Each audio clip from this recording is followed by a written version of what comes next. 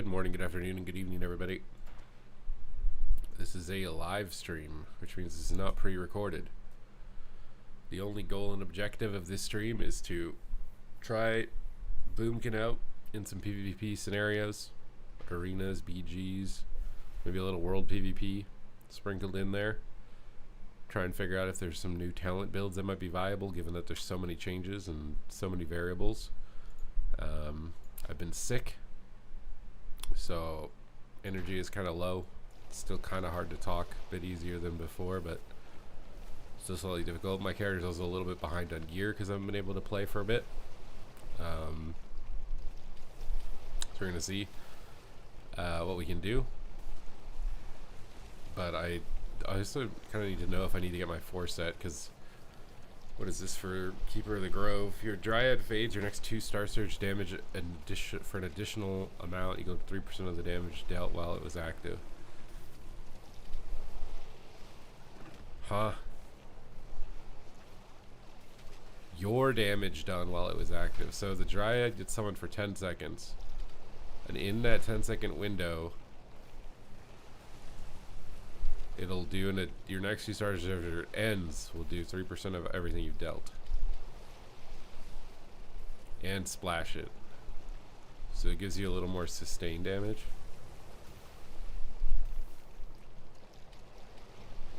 What's up, Greg? This is the build I'm playing right now, but I'm going to probably change it. I just want to get a little bit of gear with this build, and then I'm going to switch around some things, I think. Greetings, Corny. Greetings, Devcom. What's up, Matson? Hello, Greg. Oh my god, guys. Obviously, I went to Germany. I went to Gamescom.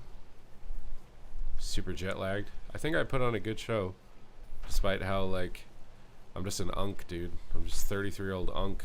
Like, traveling dampens the hell out of me. I think at least I put on a good show. I had some fun, met up with people I haven't got to see in a while.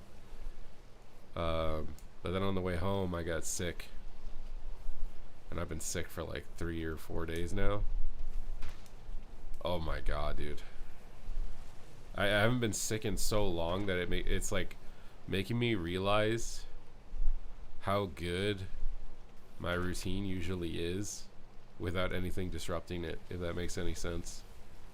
Like, I haven't been able to go to the gym for like a week and a half. I think I did like a little mini workout in the hotel in Germany, because the hotel gym didn't have heavy dumbbells or any type of weight. So I just did like a quick little full body circuit while I was there. That's like the only workout I've been able to do for like almost 2 weeks. And I'm not used to that at all. I feel like I have all this like pent up frustration that I can't get rid of.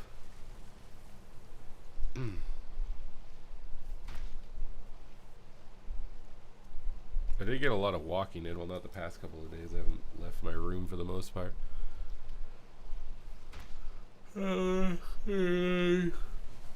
God. I'm really hoping today is the last day. I'm drinking lots of water. I'm taking my vitamins. I'm keeping my calories decently high. Washing my hands. Still showering. Maintaining my hygiene. I'm really hoping today is the last day. Is my mic muted, by the way? It actually could be, and no one has said anything. Because I'm so tired, I don't even know. Or you guys are just like, oh my god, this guy's complaining too much. CBA typing. Not sure.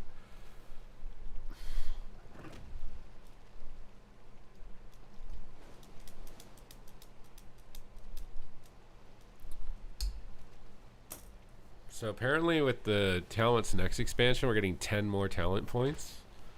I think they said something like 4 on the class tree, and then 3 on the hero talents, and then 3 on the baseline tree.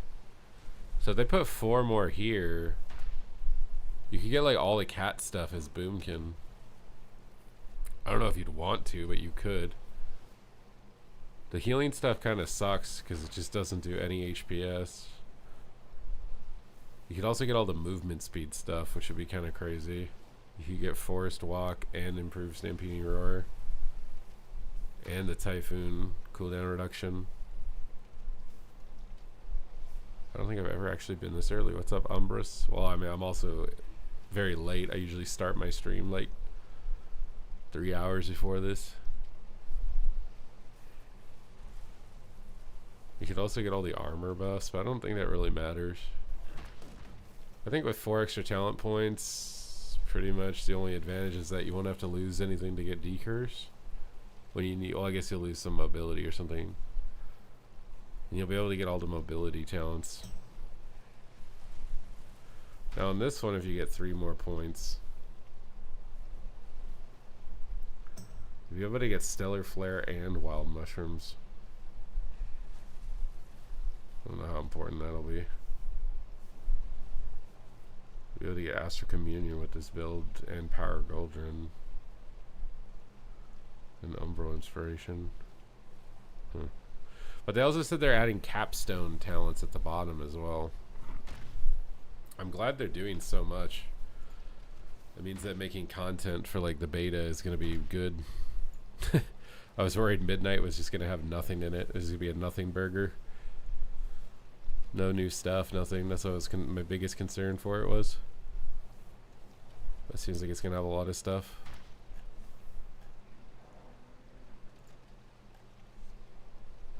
I'm glad that we're like going back to like recognizable Warcraft areas as well, like the Sunwell. I think it's cool that they up-res the graphics on like all the Troll Empire and stuff like that. It's gonna be like nostalgia plus modern take on it. I think that they're listening to pretty much every single point of feedback the community has had for them, barring like 2 points, which I'll mention in a second. But like, they're listening to everything, man. Soda Poppin's biggest critique about the game is that the numbers are too high. He doesn't want to play the game because the damage numbers are too high. So they're going to shrink the damage numbers down to units of 100 to 1,000. So imagine going from doing 4 million DPS to like max like 2,000 DPS or something. That's how like how big of a deal it is that they're shrinking the damage numbers down. So that's like his main point of feedback about the game, why he doesn't like the game. So they're doing that. They're listening directly to his major point of feedback, which is the numbers are too big, and they're shrinking all the numbers. The next thing is that, you know, Asmongold's biggest critique is that they listen to the top 1% too much. Well, splitting the raid into 3 different raids like it's classic WoW is not at all catering to the top 1%. Like the Race to World First people, I've already seen them tweeting about like, we have no idea how the Race to World First is going to work with like this, with 3 different raid tiers. It's like TBC, bro. Like they're splitting it into 3 different areas. Like it's never been like that at all. And then not to mention, 2 of the main features they're announcing are an improved new player experience for the game as a whole and PvP, which are 2 things that it needed to be done, right? What's up, Gator? So they're pretty much ignoring the top 1% as far as I can see on all of the features. Like if you're ignoring this one point, which is, this has been a point of feedback at least within the last year and a half that's been vocalized a lot more, which is bloat. No, I'm not talking about like spell bloat, which is obviously something that I think they're actually going to probably prune more abilities, which they have been pruning this whole expansion. But passives. Like we're getting more talents, more of these things to click, and modifiers that give you 5% X and 10% Z and 20% Y.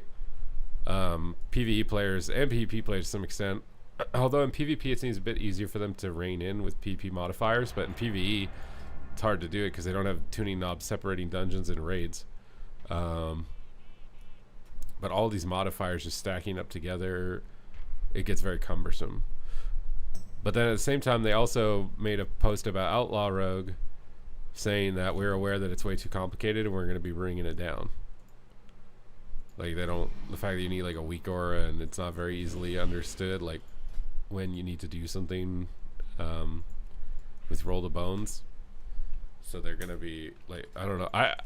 I think they are literally doing every single point of feedback the community has ever asked for, ignoring passive bloat and like switching up the PvP rating system.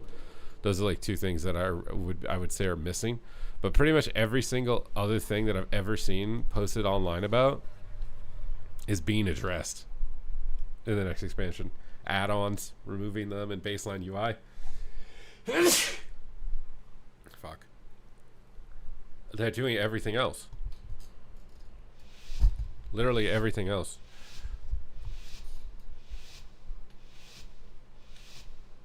I literally don't know how they couldn't listen to the community more than what they're doing right now for midnight.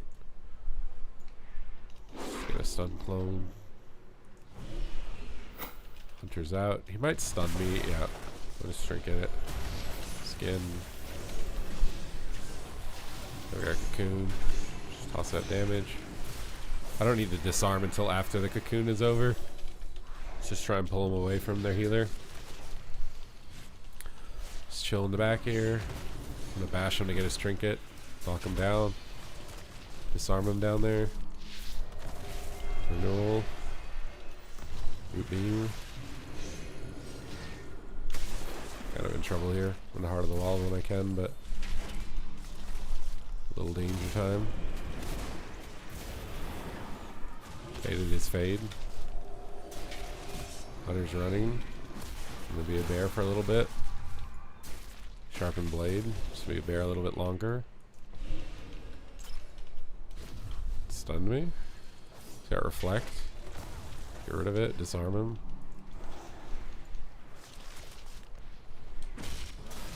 Okay, we ate a trap by accident, but he just feared him and I got one shot. Poggers. I just need gear. I just don't have a weapon. I bet all these guys have their weapon and everything. Hannibal, thank you for the 6 months. I hate when you like fall behind. Yeah, I hate when you fall behind by like a week of gear. They just max upgraded cloaks and yeah, I'm just gonna get one shot every single round. I think I'm better off playing Thorns.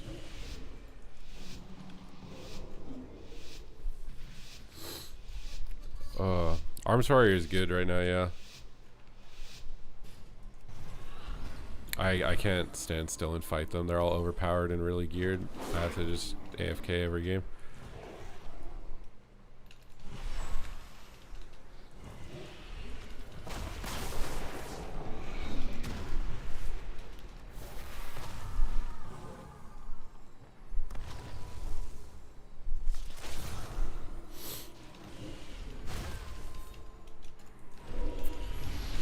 AFK and run. That's all I can do. My Atom level currently.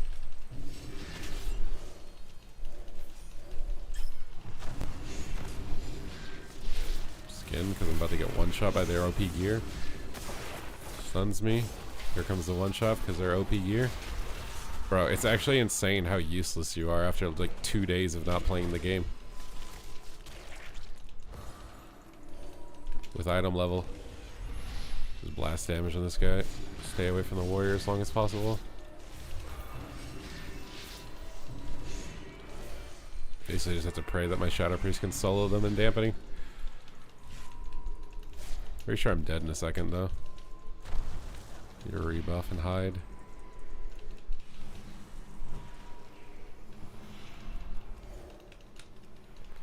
Well, he appears to be a lot more tanky than I am, I think. Let's just keep letting him tank. Breakabyss, thank you for the 18 months. Everyone crate farms. Beam. Skin this. Any damage on him? Nice, okay. We just have to run the whole game and not get attacked. I don't know how good Thorns is anymore. Because everyone just switches off of Barkskin. Wish it was tied to a different ability than Barkskin.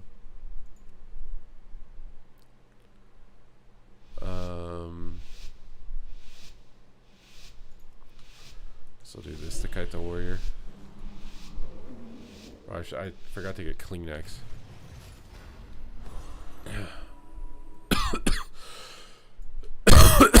Oh my god. On this guy. Almost he faded. What? He's got a little crane up. I can't do anything. Just have to wait a second. Oh my god, dude.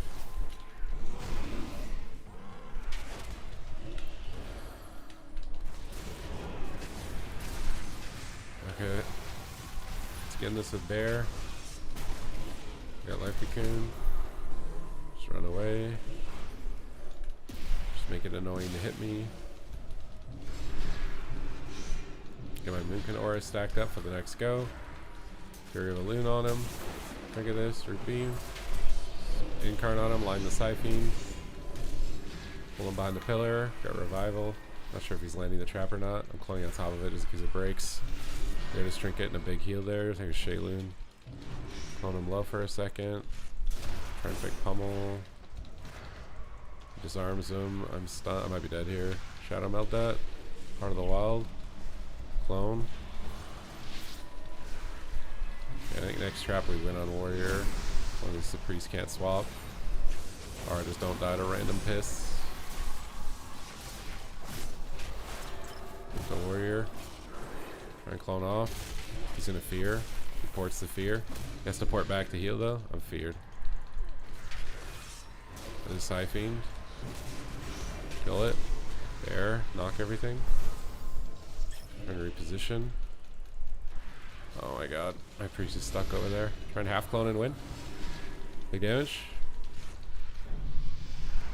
You look like you got dumped. No, I've just been sick. I've been sick for like 3 or 4 days now.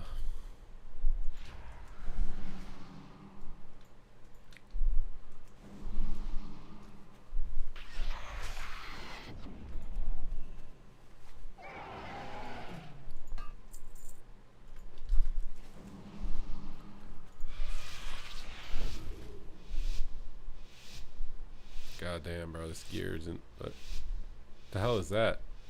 Oh, it's just a crafted piece.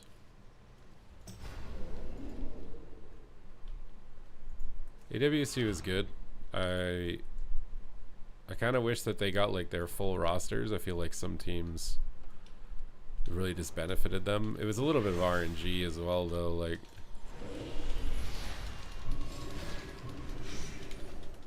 Echo's team being able to just still play RMP every round, whereas Welcome to the Jungle, I think being stuck with a Holy Paladin was not that great for them.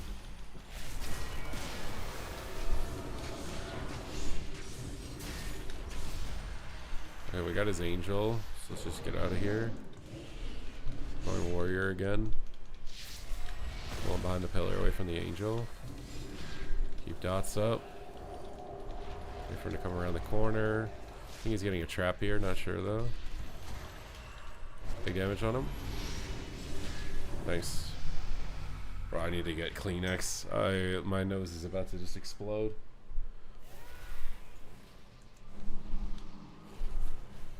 I got sick from Gamescom, yeah.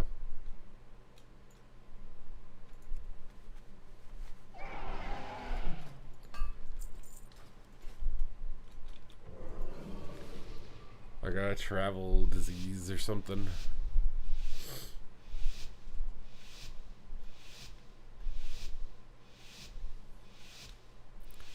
You have something for me. Wait, what is it? If it's money, you can definitely give it through the computer. I think we just stay in stealth. I don't want the guy opening on me. Oh, he's gonna open on me now because I didn't wait. Forward away from my CC is annoying. Oh my god, this guy's toast. Let's go hard on the priest here. Okay, we got his revival. And his roar of sack. And his disperse. We got a lot there, it's good. Swap on the hunter for a global. Clone him low. Bash his trinket. Knock him out of line of the monk. Redeem him out of line. Clone him. He's an angel waiting to trap him or something. Fake his kick. Clone him again. Fades it. Big starfire damage on him. All my little dream empowerments on him. Almost stunked him. Everything is feared yard. Can I clone the monk and win? Bear this. Emzy roots me. Knock him away from the fear maybe. I might be toast here. He got swap off.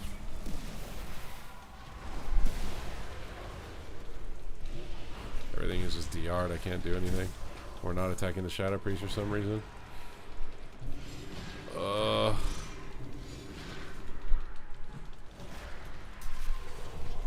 can't do anything about the silence. Skin when I can. Clone. Toss out some heals. Toss out some heals. More heals. More heals. More heals. More heals. Double root beam. Incarn on him. Alright, we're dead. Kill Siphene.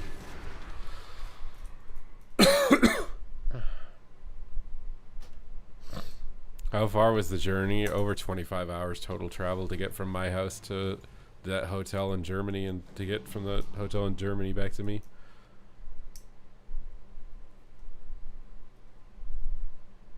Pretty sure.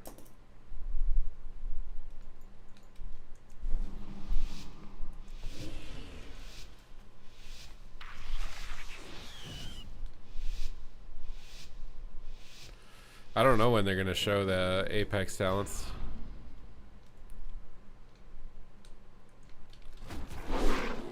Honorary trinkets. Hopefully this game we just tunnel the Shadow Priest. Instead of getting every cooldown and then never hitting him the rest of the game. Skin this. Got the silence. In the Heart of the Wild, the opener. It seems like every game is super sketchy in the opener. Our clone healer. Lines it. Clone the healer. Siphene. We got disperse. Just gonna go for it and I don't care if I get kicked. Alright, please get it back on the Shadow Priest. Heart of the Wild, Bear Frenzy's here.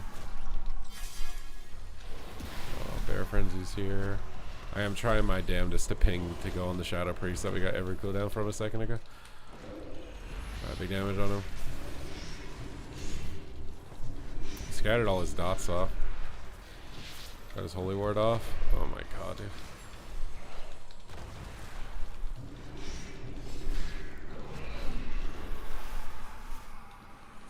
Catch this priest. Skim. Try and kill Siphene. Knock him away. Heal. Prince on him. Try and get a clone. Franklin Trinket. Stuns it. I have Incarn after this. Oh my god. He's got a full trap here. I think we're dead if he gets that.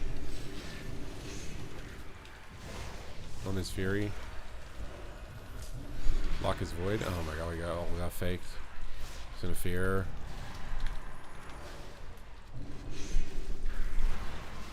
One Shadow. This warrior makes no sense, man. Wait, then he gets every cooldown on the hunter, but now he wants to attack the Shadow Priest. Makes no sense.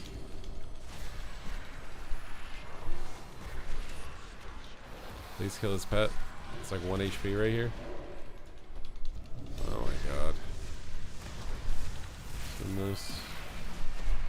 I'm stunned. There's just literally just no sense at all on this targeting.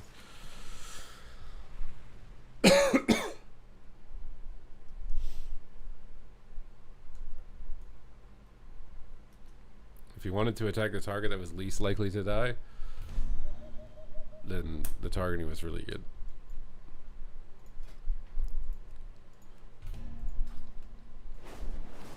Apex talent is new talents at the bottom of the spec tree that are like supposed to be really OP talents or something. That's what an Apex talent is.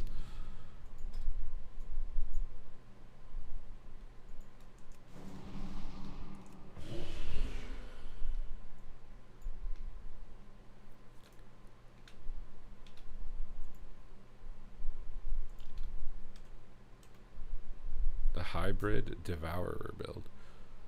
I don't know if you're gonna like cast spells because like they've never done a mid-range caster that has to cast that can't also move.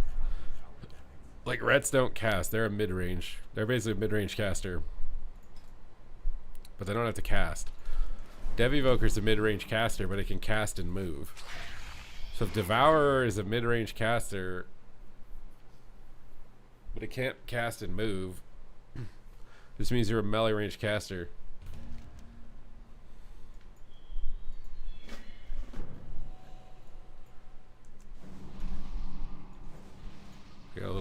ninja jutsu guy here, dude. A gnome ninja.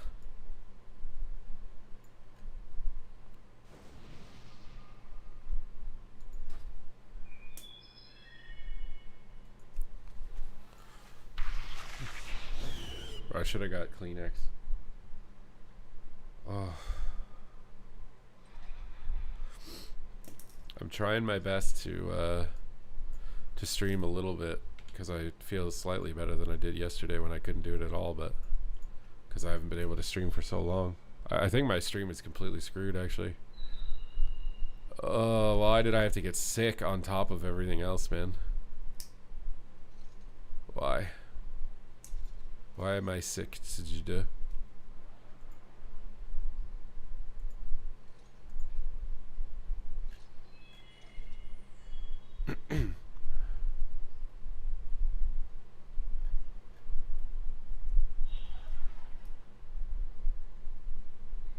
Yeah, they can't get kicked, but it's like at that point you're not even really, you're not like really a caster, you're just an OP melee.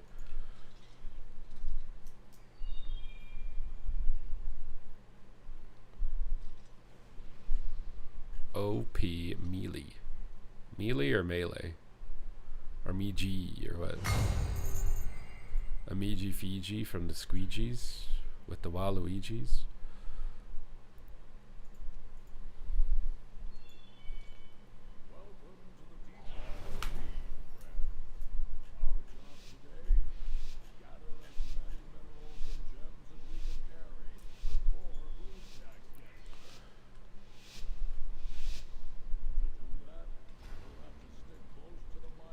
Alright. Trying to do some sneaky deaky, dude.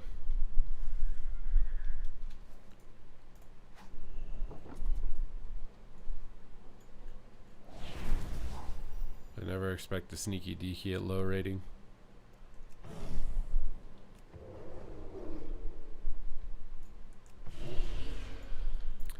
No one ever expects the sneaky deaky, dude.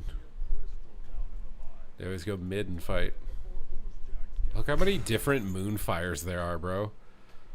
Look, like, dude, what? Look at all the moonfires that I could see from here, dude. It's literally just straight up every second global is a moonfire from someone in that fight. It's like the only thing you could see is moonfire and sunfire lasers coming from the sky. Everything else is just a big blob. Oh, the shaman found out that I was taking his base. He doesn't like it. Oh, their whole team figured that out. Oh, because they wiped my whole team. Well, it's going to be hard to win like this, isn't it? That guy's kind of running away from his healer. I think I could maybe kill this guy before he gets it in. I don't know. It's too tight. Oh my god, he's got a healer as well. Or a boomy. I don't think we can do it. I'm 200 geared, bro. Bro, if I had just my weapon. Even if I just had my weapon, man.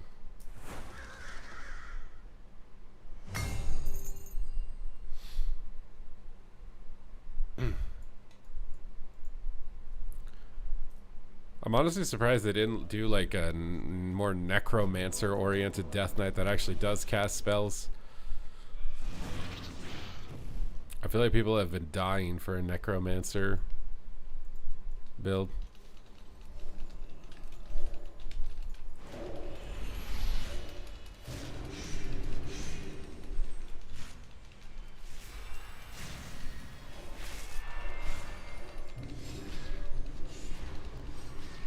Because they had necromancer in Warcraft 3, right?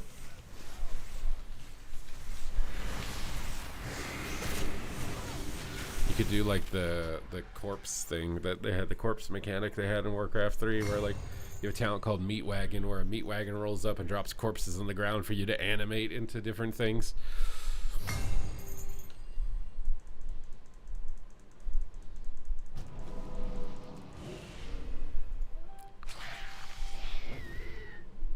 I get, like, I don't know. They seem to only want to do a new class when it makes sense with the story.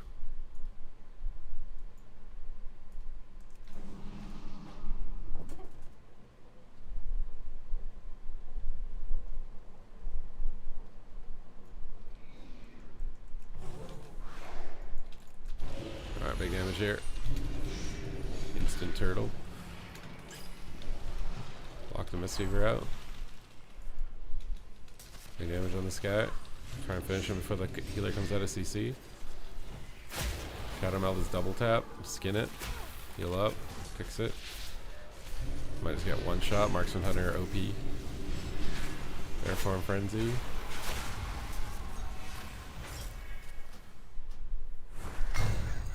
That was my nickname in college. The Meat Wagon. Damn, dude. I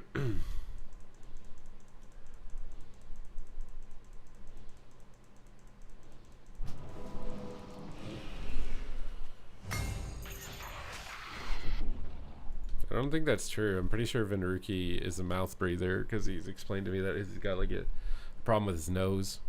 Azale was also a mouth breather. He recently got his deviated septum like fixed, but he's been a mouth breather his whole life prior to that. That was interesting.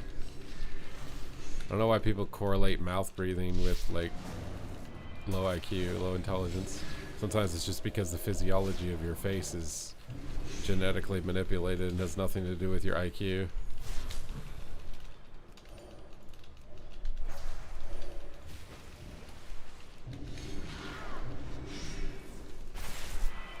Gonna try and hold this base as long as I can, but Marksman Hunters are absolutely broken. So I'm not sure how long I'll be able to do it while I'm under geared.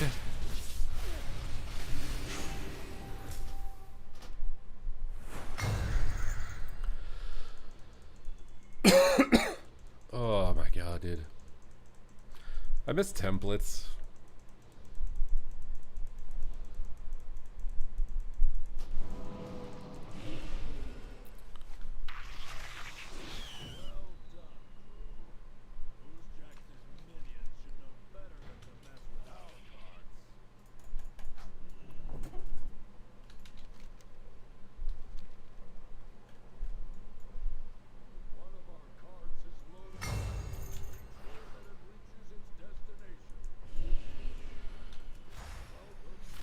Oh my god, this guy just instantly over here, dude.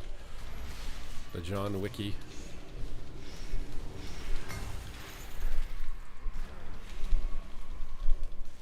Oh, the Marksman Hunter about to one-shot me with 0 gear again. Double root beam. On him.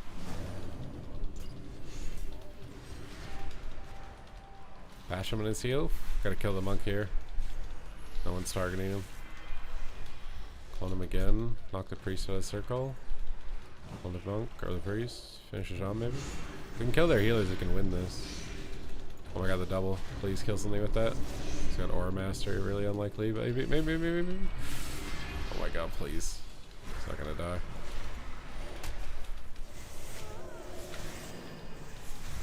Oh my god. Just siphoning on me again.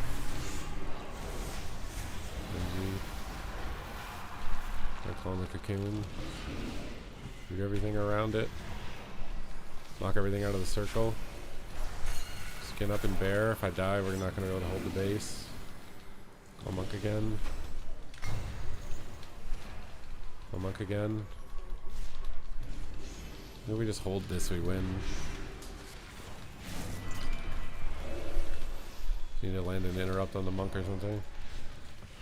Or the shaman, but none of them cast.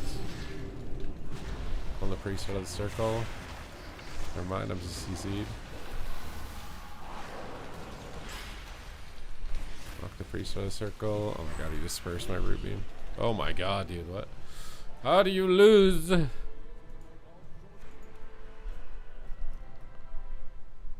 I just went to the zone, but now I can get my weapons, and I just gotta go immediately back.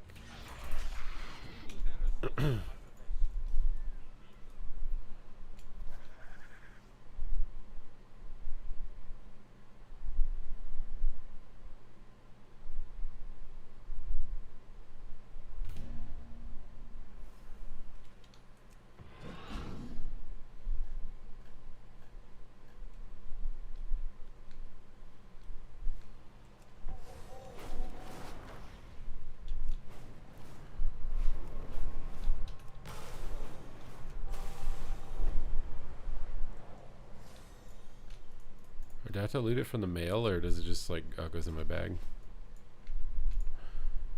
Okay. Make sure we buy the right thing.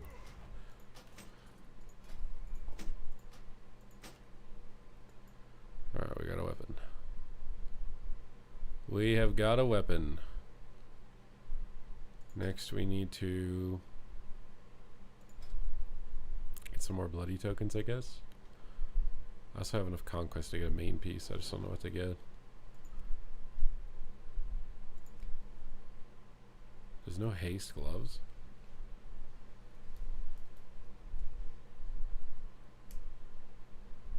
So we can just get pants for now.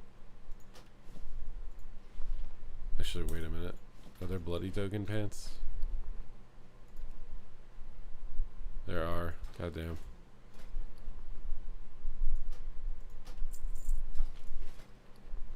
Are there haste gloves? Maybe I just have to craft something. There's no belt, so we can get the belt.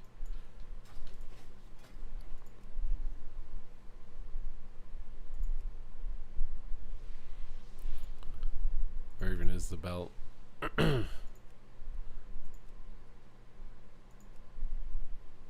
What is up, Peppy? Hello, Peppy Le Pew.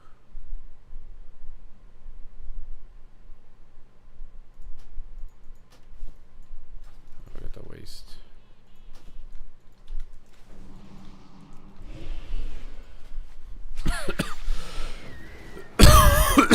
Oh my god, dude.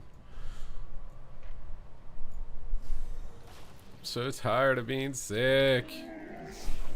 Oh god. Just fucking end it.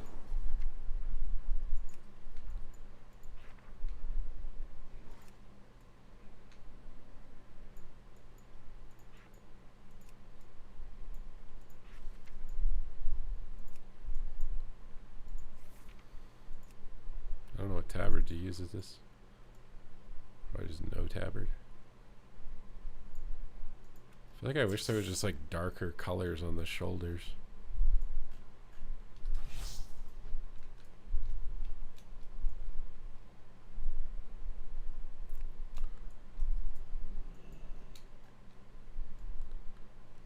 Wait, what are these like beams of light coming out of the shoulders? I didn't even notice that.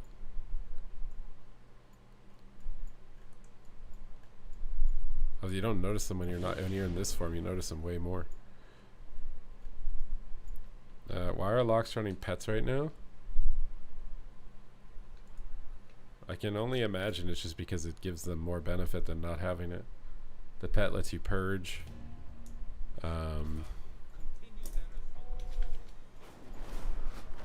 It's like that's like one main benefit is the pet lets you purge. I can't see a world where it's gonna do more overall damage, but the purge is definitely nice.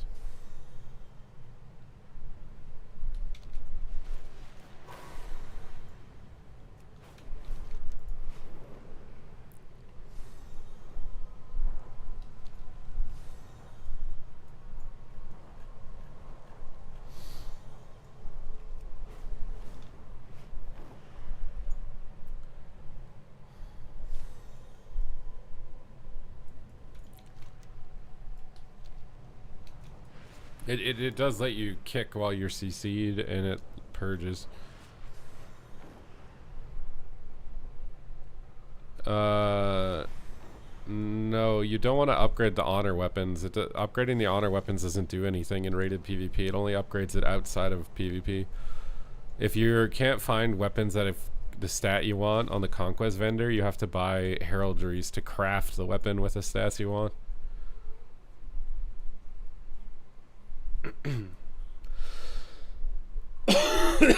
Right now, 2,203s, top 0.1%.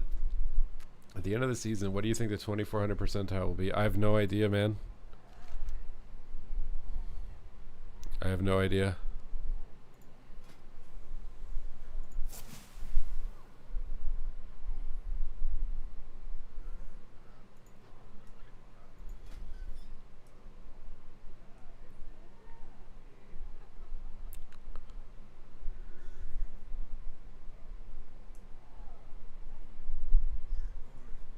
I main a melee, but I like to have an alt caster. Any recommendations on a spec I won't get trained to death on?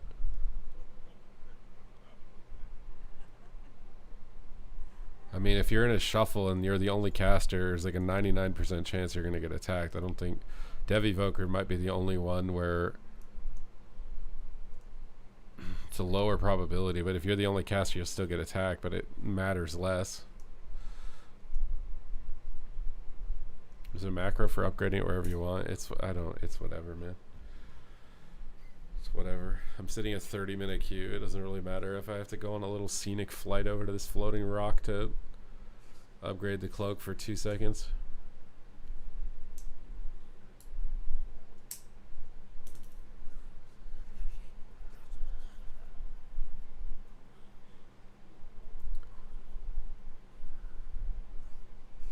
But yeah, I could see a Warlock pet being good if there was something vital that you needed to purge, like a bop against Paladin or something. And it could be important if you know that you're going to get spam CC'd and you need to interrupt important things. The downside, though, is if you're facing classes that can CC your pet very easily, you won't be able to do anything.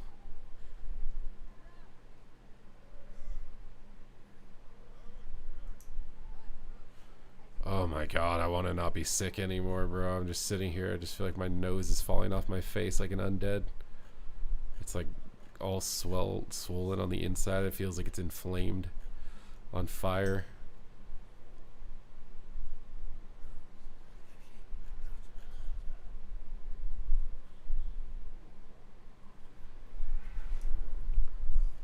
If I was a melee, I wanted to switch to a range that doesn't get trained or can basically deal with getting trained easily. I'd play a Devourer. I think Devourer and Ret Paladin are the easiest specs to play for their respective roles.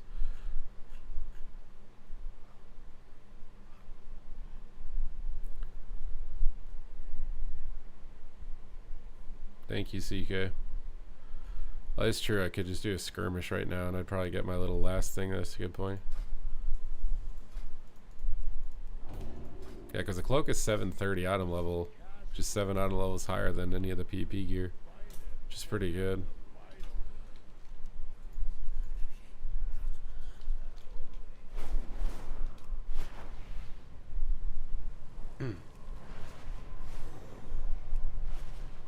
I feel like my whole face is swollen from being sick too also.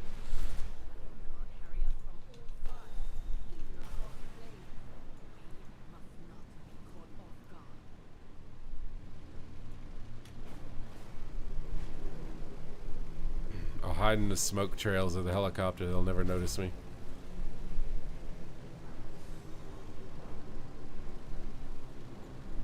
I don't even think you can dismount someone in flight form. This guy's got a cool mount, dude. He's got the Thalkil's skull floating behind his mount as a warlock. This guy has got it made right now as a warlock, dude. Look at that transmog, bro. This guy is a nether portal devourer. Bro, this is a sick transmog for a warlock. Look at his mount combo as well, dude. He's got this Fell Drake mount with a Thalkil skull above it, and then he's got the nether Fell Portal skull. He made this warlock set look even better than what it was baseline. I swear.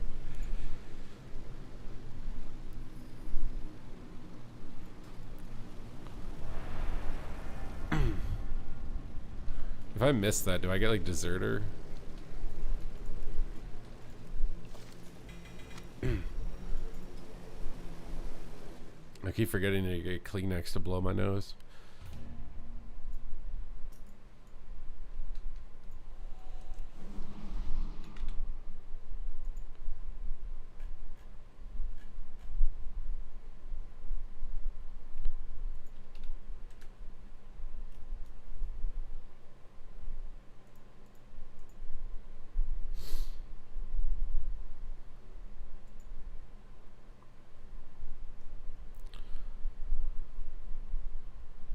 Oh.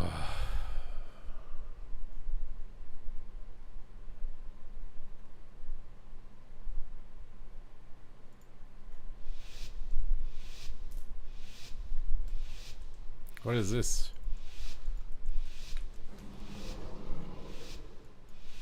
What is this? I have to 1v2? It would be 2 stealth classes also, dude.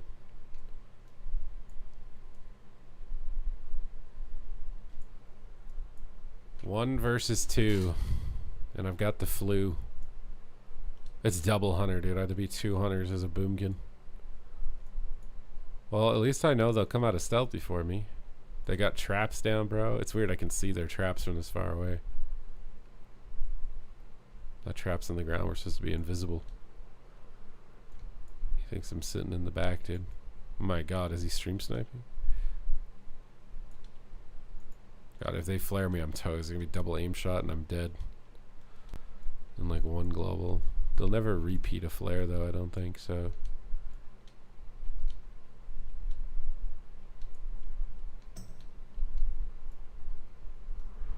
Wait, there's one.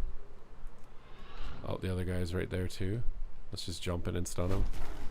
No way. Hey, Bark's getting hard on the wall. Every cooldown I've got in the game. Kind of lagging a bit. He's in a silence. I got Turtle. Baron heal. All the pets are gigantic on top of me. Root all of them. I didn't heart for some reason. The guy's just hiding behind the corner like a coward. I just jumped the wrong way. I had to go for a second incarnate, one-shot him. Shout him out the pets. Heal. Knock the pets. Not geared enough. Whatever, I got my cloak thing.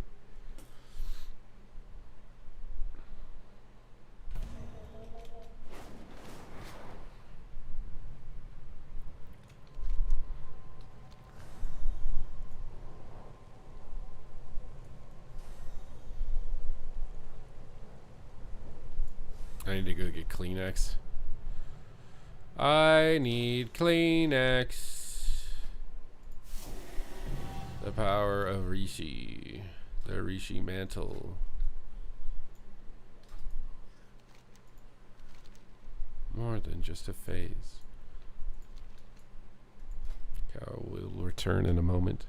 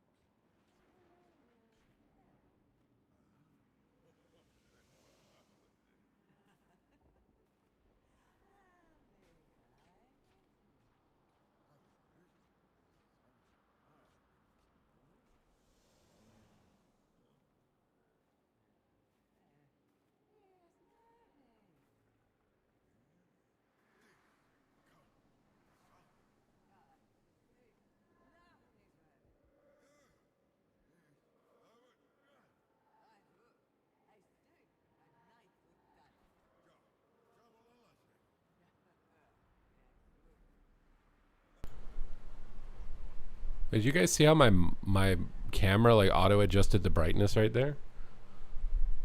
Why did it do that?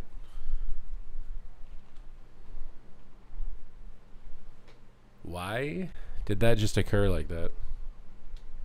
When I sat down, it looked like the brightness is pretty good, and then I saw it switch. Oof.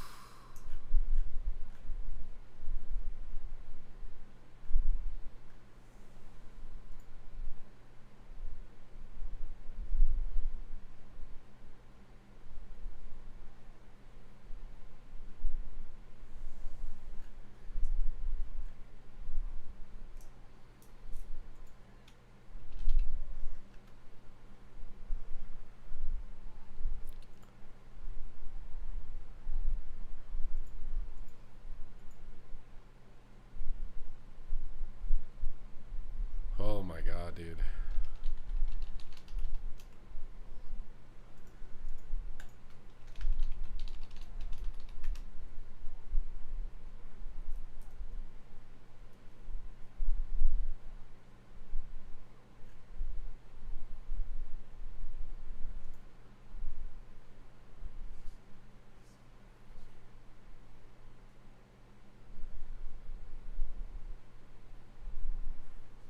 You were a little blurry when you got off of Kleenex. I don't know why. I don't know why.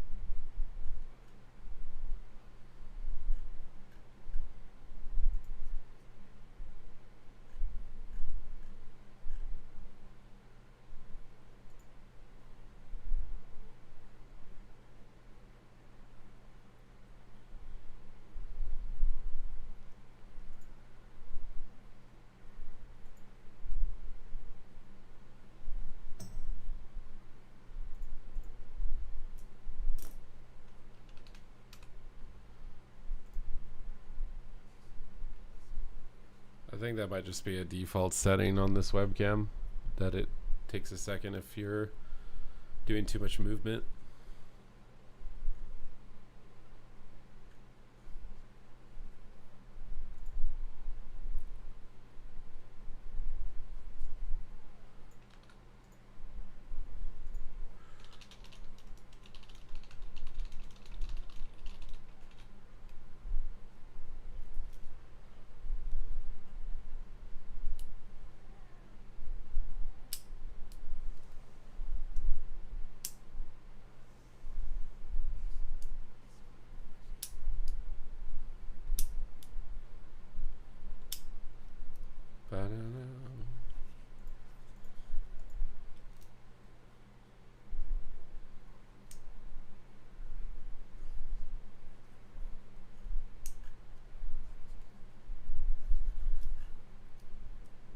They added like weird, they sound like Sims characters or something.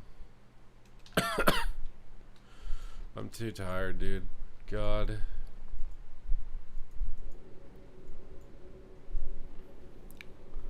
What does one need to do to no longer be ill?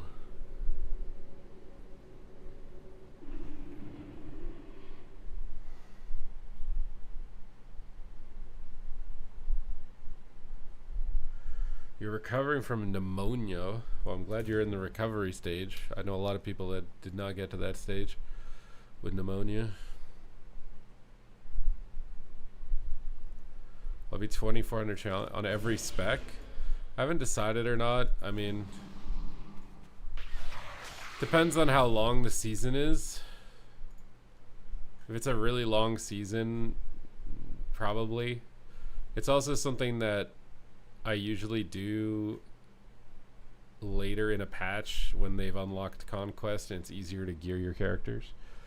Because right now it's incredibly time consuming and difficult to gear your character. So usually in this stage of the game I'm playing like maybe 3 classes max. And then when they uncap Conquest, that's when I start just playing whatever I want. As many of the characters as I want.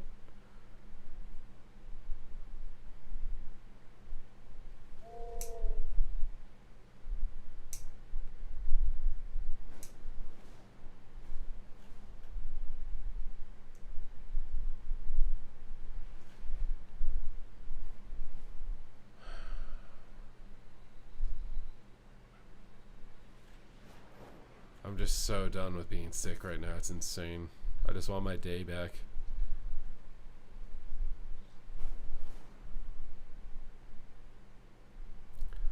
All I want is my day back without my fucking head exploding and my nose on fire. That's all I want. I've been debating whether or not doing that event in Germany was even worth it from like a physical recovery standpoint and a financial standpoint, with everything that I didn't account for that happened, like sick days, not being able to stream, additional costs that I didn't anticipate.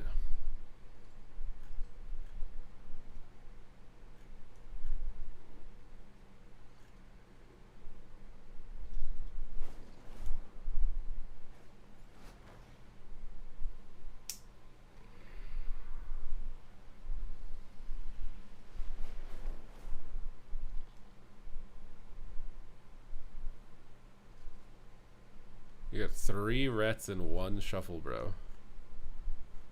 You must have done something wrong in a past life.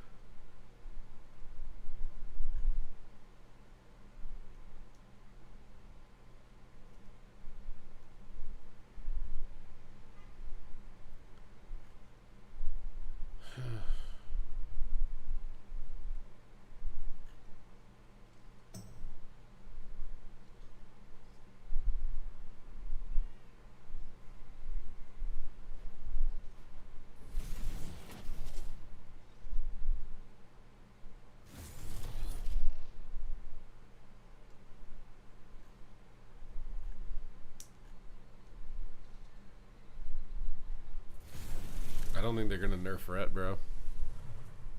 Didn't you see what happened when they weren't like...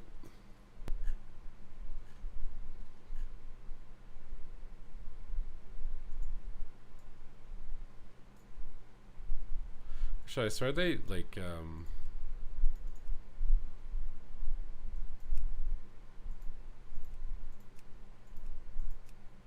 oh, I can't see that the banning option that I saw earlier. Yeah, but ret's been like that for years.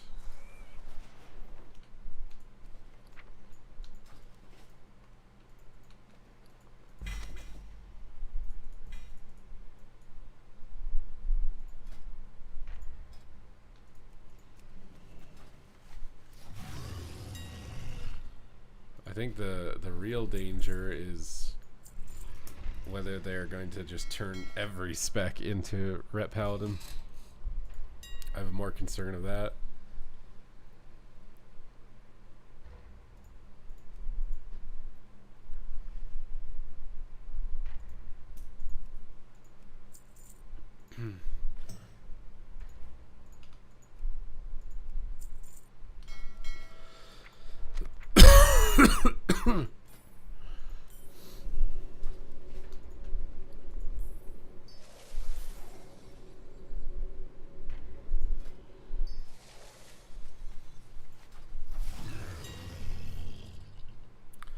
Blizz never nerfs their favorite love child.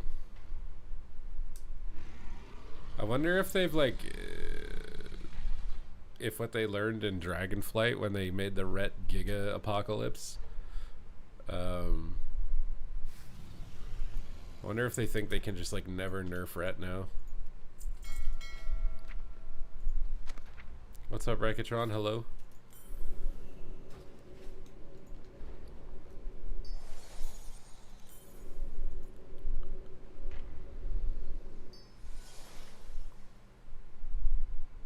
I've also kind of like gotten over getting skamaz where you like have to enchant your honor gear and then enchant your world PvP gear and then enchant your conquest gear. I just don't upgrade it now until, or don't enchant it until it's the final piece.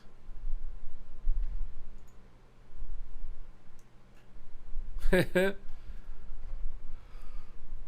didn't even know this chart was available yet. I thought this data was still broken. God, there's so many rets. What?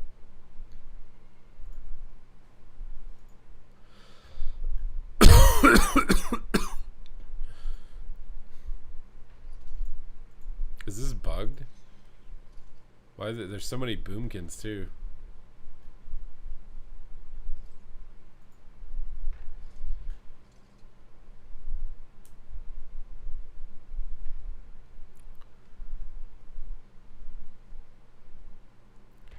I do think for like the fact that you can attack in Bop, like the trade-off for being able to attack in your defensive should be that it lasts a shorter duration.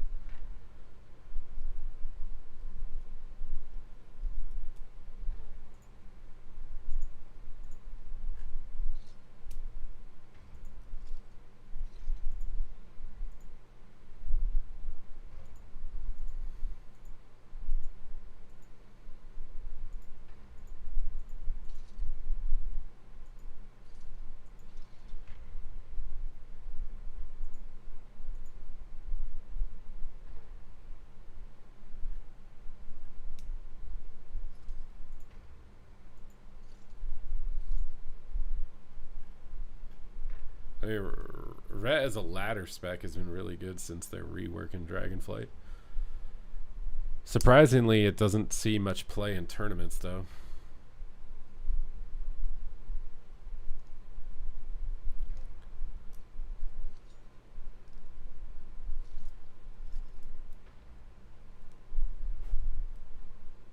Your Prez Evoker friend is doing 30 million damage. Wait, how?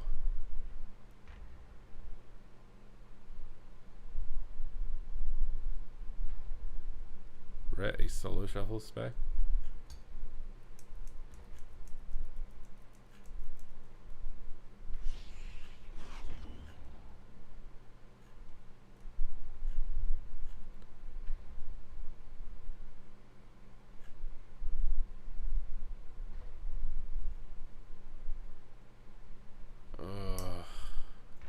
So tired of being sick. You know what's also really annoying about being sick is that it, like, being dehydrated is bad, but like drinking water feels icky. It's like you have to force drink water while your throat is like, what are you putting inside of me?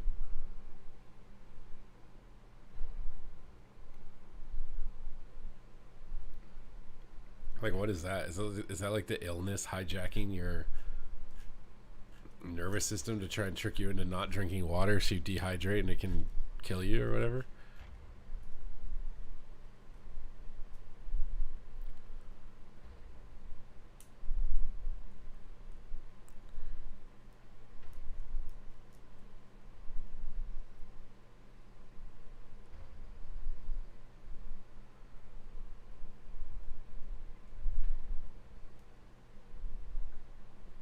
I would think Rat Hunter is good right now, yeah.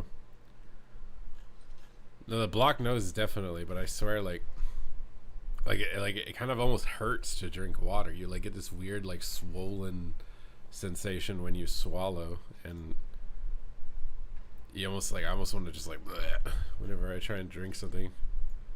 But like you have to drink water. And what's funny too is if you just force feed like a bunch of water, your headache immediately becomes way more manageable. A lot of the symptoms start going down.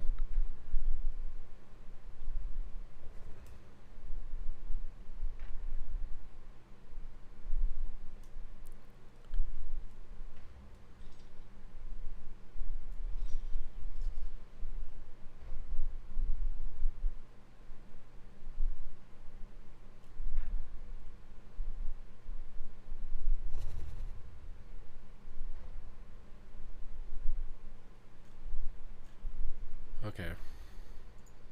Am I in a queue for stuff? Should we do more BG Blitz?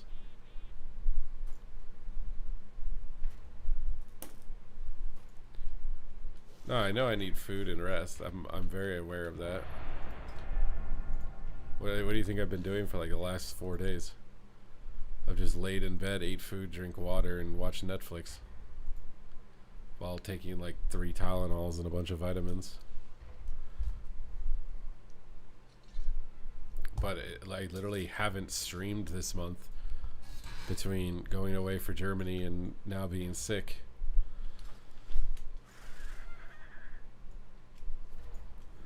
What are we getting? I'm not going to probably play MOP.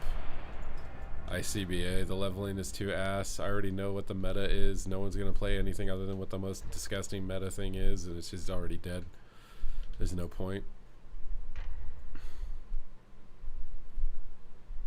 There's no solo queue. It's already a just definitive meta. There's 0 point. There's nothing to explore or find, figure out, and there's too much grinding. And even if you do get through the grinding and whatever, then you have to play whatever the fodum crap is.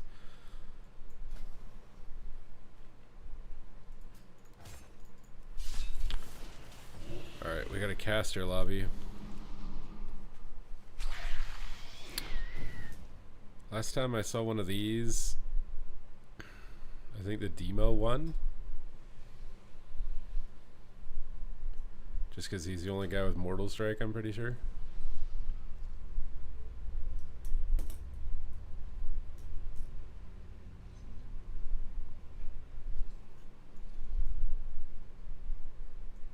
The wings on this bat look like a sirloin steak or something, dude.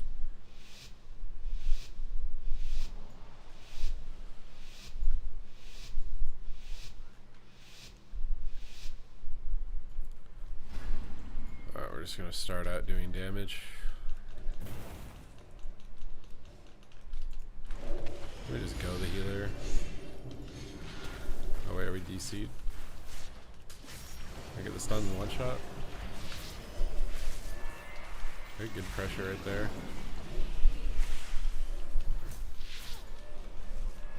I think we have an insanely good opener. Oh, Tyrant. Where is it? Repeat it. Push it on the shaman. Try and clone him. Trent Sun and Big Dam. Skin that. Bash him on his port.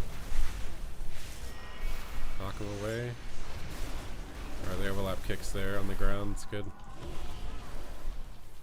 Hit the mage for a second. Maybe clone him low. Links it. Try and dodge that. Can't. Mage is out of the game. Swell my Doom off. We'll save Root Beam for Tyrant again here. Here's us. Here's Doom. Oh my god, dude. Whatever, I'm just sending. Oh my god, dude. Demo is so fun. Being the Tyrant.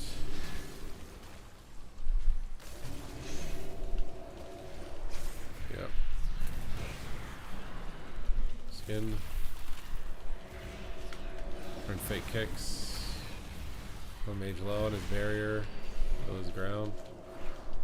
Lock. Go lock. Mage is really overextended. Blast him.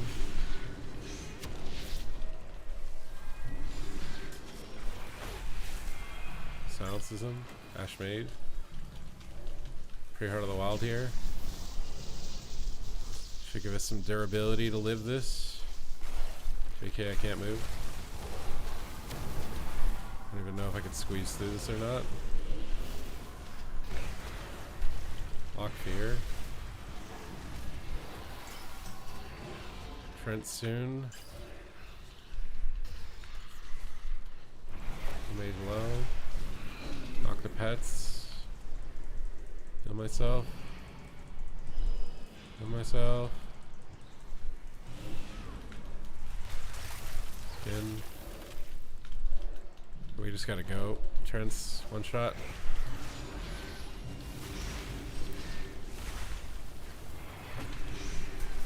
Get all the pets.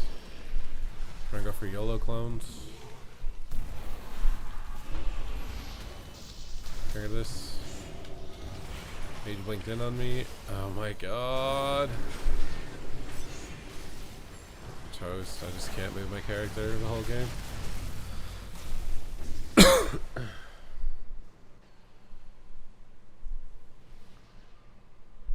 There's more mop arena being played than retail arena. Where do you see that, and how are they even getting that stat?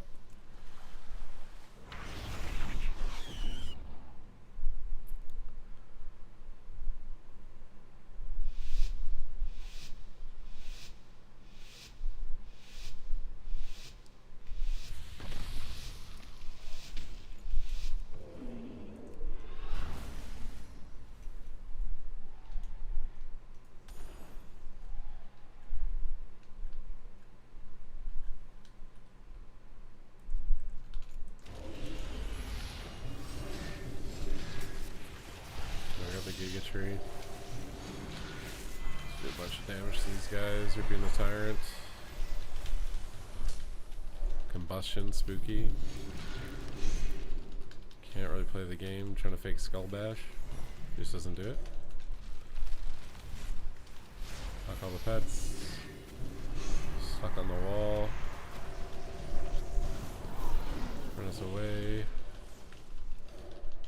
Alright, Trent time. God, dude. Oh, God, I'm always pissed. the druid a bit. All these pets and I can't move.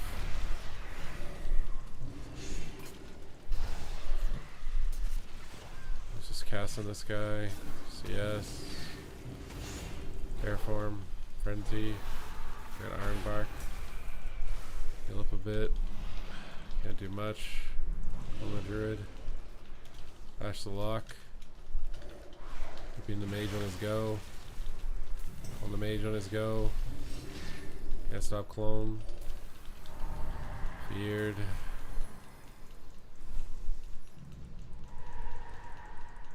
Oh, I love Demo Log. It's so fun. I love when it's viable. One combust. Gonna need to swap me. There's no way. Okay. Let's go ham. A block.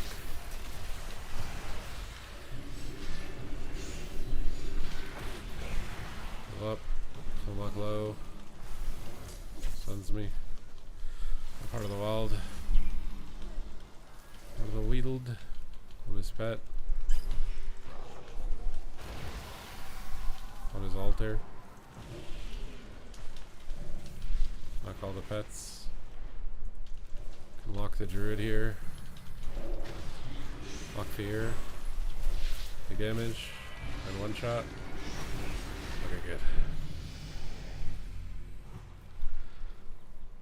Like, is that including global, like every region in the world? Is that including 2v2, 3v3, 5v5 all in one bucket across the entire globe? Because if you did that with retail too, that number obviously increases.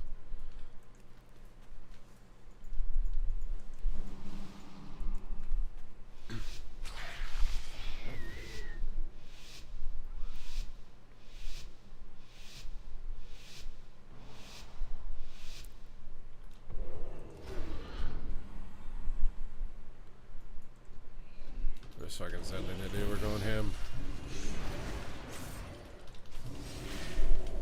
Try and Shadow Meld Coil if I can here in a second. Big damage. Oh, I should have Shadow Melded that. Trinket this. I don't have Trinket. What am I saying? I just Trinketed this stun.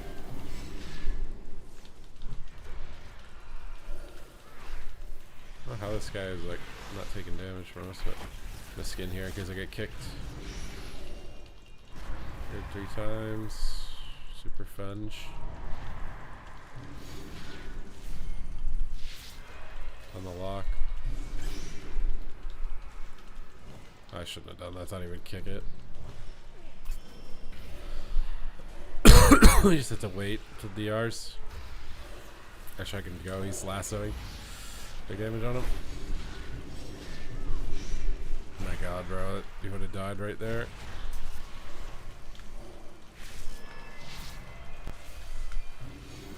Maybe D-Curse is like kind of irrelevant. He's not using tongues.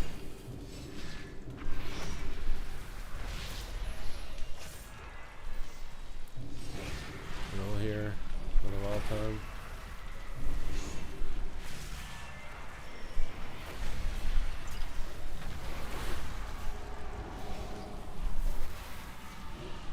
Okay, I have to try and save Karn soon.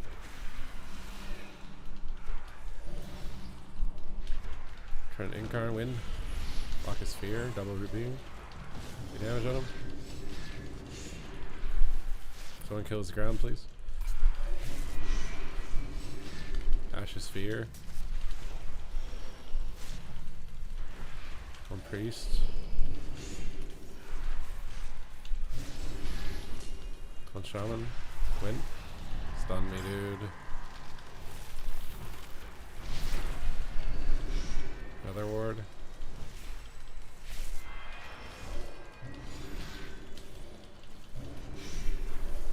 I can dodge that in time. Shapeshift out.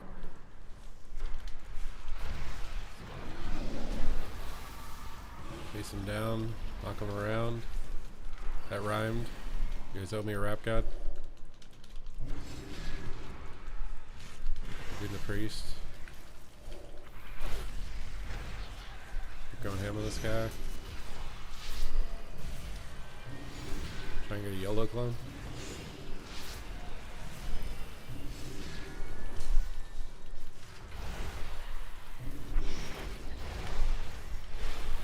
shaman. Knock him off the pillar.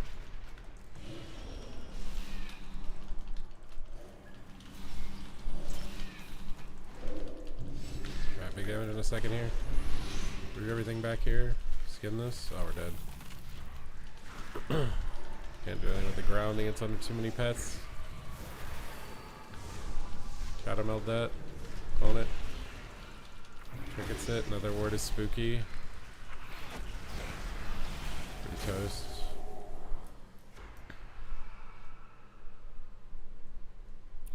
Red Sox and shuffle.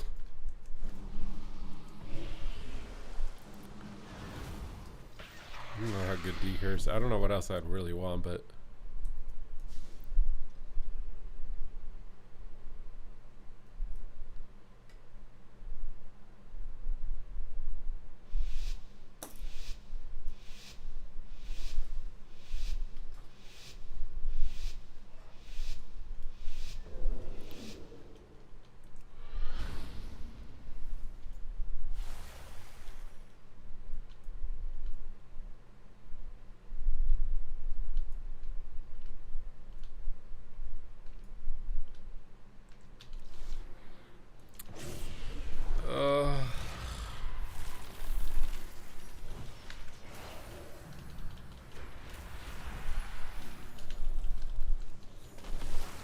let's just spam clone on their opener in the tree here. Everything's immune to damage anyways. Start building up our Boomkin aura. Getting our astral presence on them. Oh, go ham now.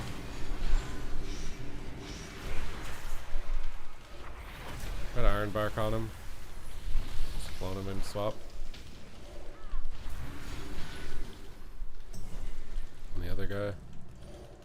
Shadow Meld Fear wasn't on me. Knock him back. Siphing on our shaman. Got big damage here. Got Clone Druid. I'm triggering this to kill him. Another word Starfire through it. Oh, that is spell. That is wall. Stuns me. Let's skin this. Not a clone DRs. Just clone lock low. Oh shit. He got a wall on him. He drew a penis with his ice wall in his ring, dude. That's illegal. Ban him.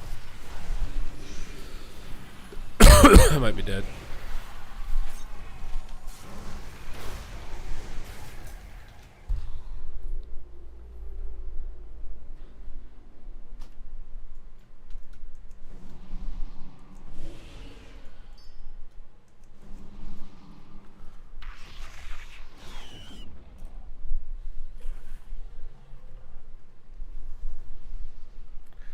$30K games in threes in MOP in the last 24 hours. Are you comparing just 3v3 or solo shuffle?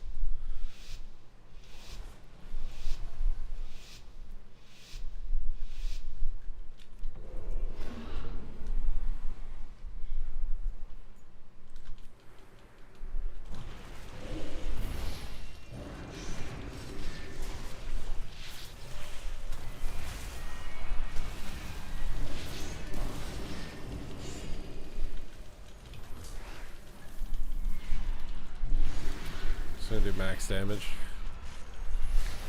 Not care about anything else. Shadow Meld on his burst.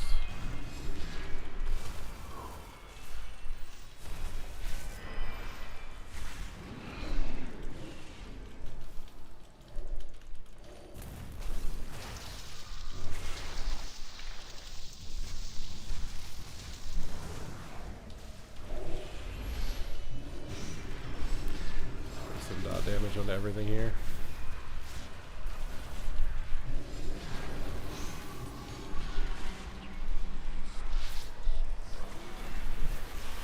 Bash him back here.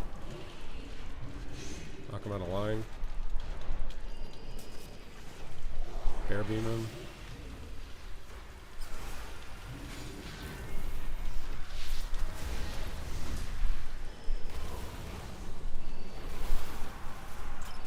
He's just playing really aggressive.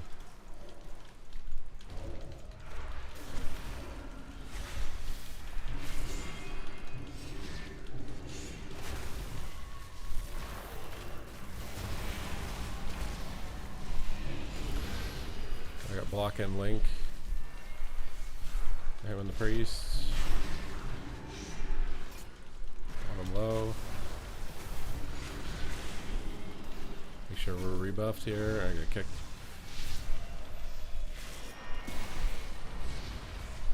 On him low on his gut. And decurse this.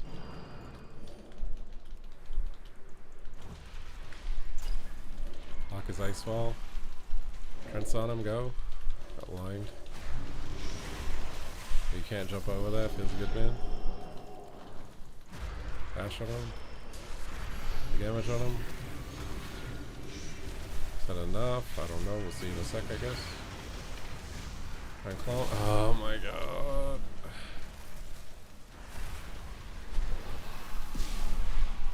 Rolling rebuff, skin. Pull him into the tyrant.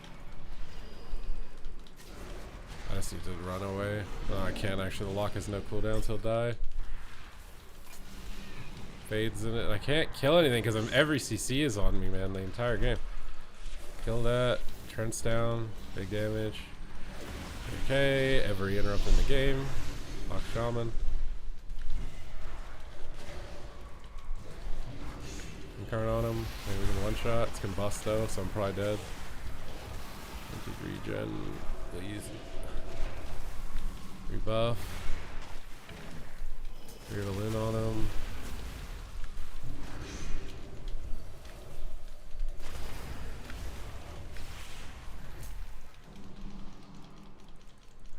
Just trying to hide from their one shots, man. Just have infinite CCs, infinite micro stops. Oh my god, bro. Just every CC is on me the whole game. Please. Where have you been? I had to go away for a tournament and then I got sick, man.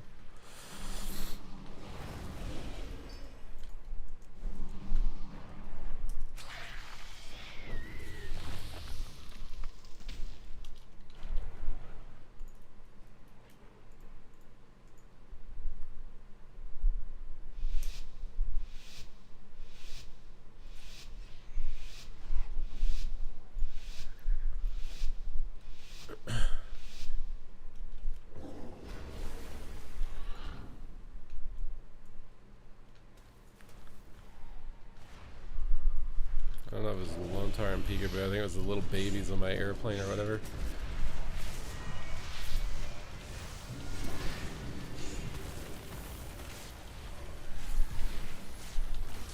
Now, why would you cast a Ring of Frost on the fucking Boomkin, man, when there's a demo lock? I'm legitimately so confused. Just completely waste Ring of Frost. Entirely. Like, Dragonsmithing the Boomkin, entirely wasted. Completely useless and wasted. All the demo lock pets are just going crazy and doing max damage. It's insane, dude.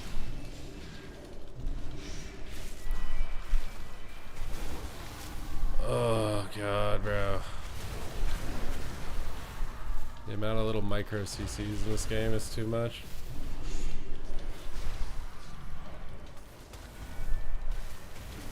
For some reason, Alter Time lasts 10 billion years on top of it.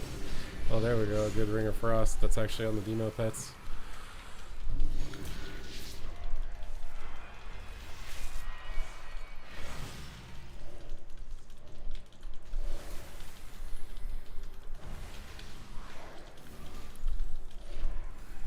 Ugh.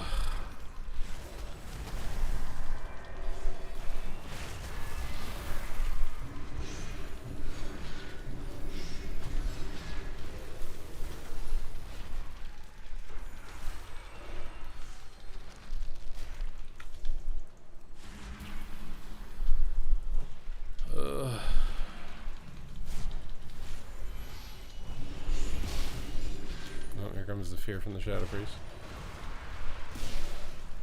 Just have to hit the Druid. Comes in like that.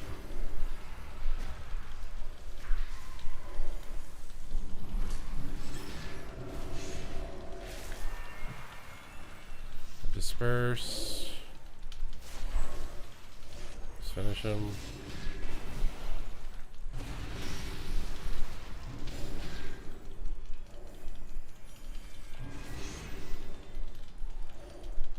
Psyfiend.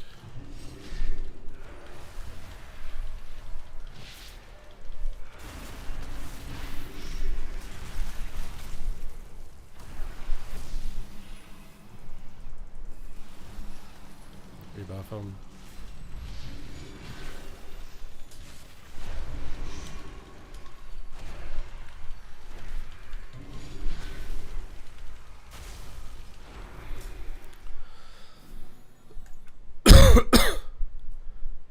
Yeah, I went to Gamescom, yeah.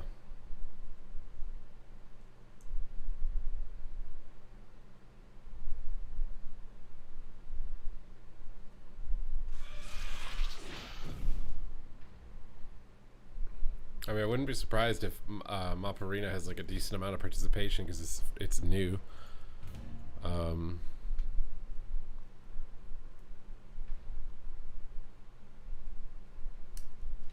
But I would really doubt it's more than Shuffle. And the thing is if Shuffle didn't exist, then retails rated 3v3 would also go up, right? I don't know how much. It wouldn't be 100% one for one.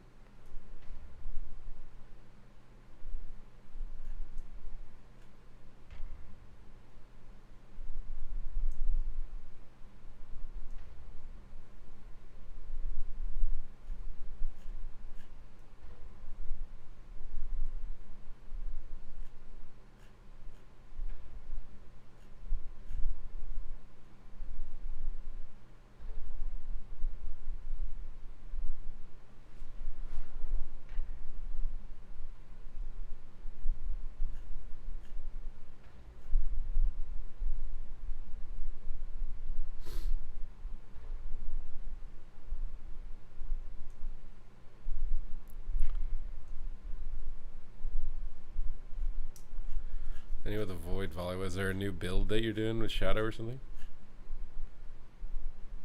Is there something new?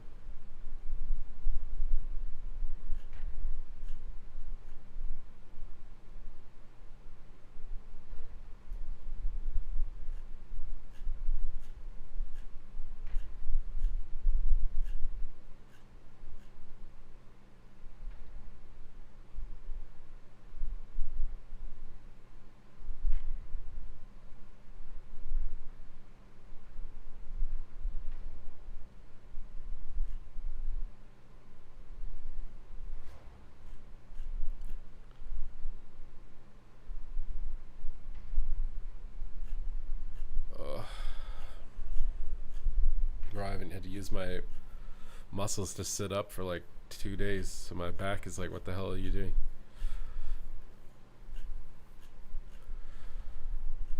What do you think we'll see for changes? What day is today? I don't know what day they do changes anymore. Like, before it used to be like Fridays pretty consistently in the afternoon / evening. And then when I pointed that out, they just started randomly doing them on any given day, and then sometimes twice a week. And I was like, did they do that just because I said they do changes on Fridays? Like, what the hell's going on?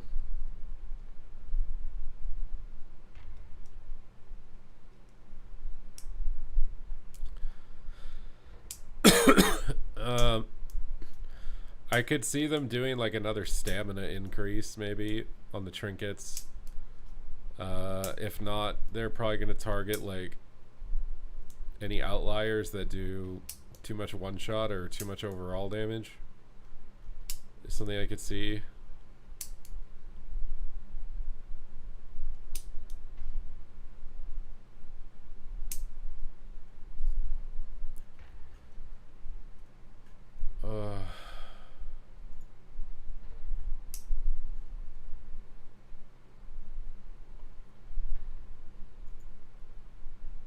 What's wrong with Priest? Why aren't you enjoying Priest? Like Shadow or what?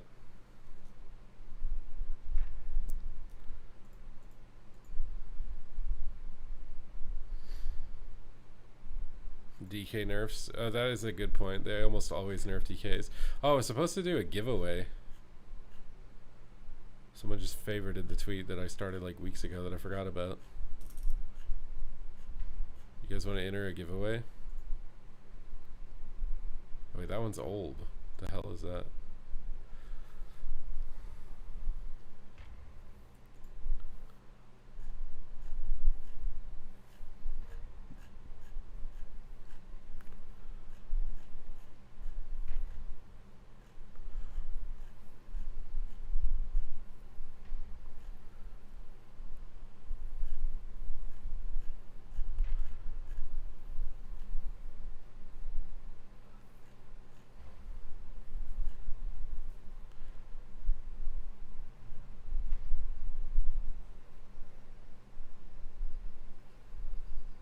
Priest Spec. I feel like Priest is pretty fun right now.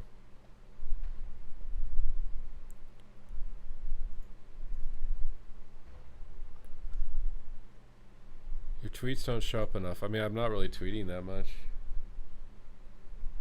I haven't been doing a lot of anything for the past couple of days. Oh, dude.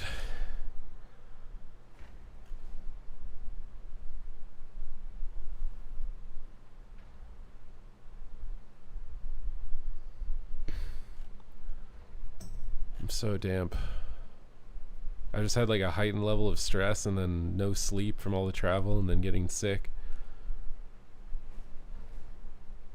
But I think it's all resolved. I think, as long as I can cure myself of this illness. And then should be back to normal. Back to normal.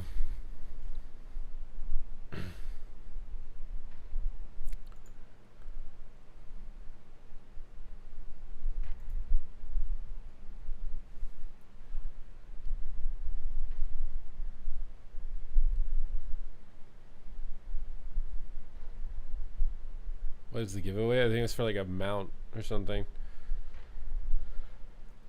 A Volpine? I think it was like a Volpine familiar mount or something. God damn, man. I'm tired of feeling like this. Sweat it out and sleep. I know. The thing is I'd either be sitting here waiting for a queue with you guys sick or laying in bed watching Netflix sick. Laying in bed Netflix sick doesn't have an RNG chance to get a sub. So right now I'm just hoping my RNG is higher than my sickness so that sitting here is a better decision than sitting in my bed.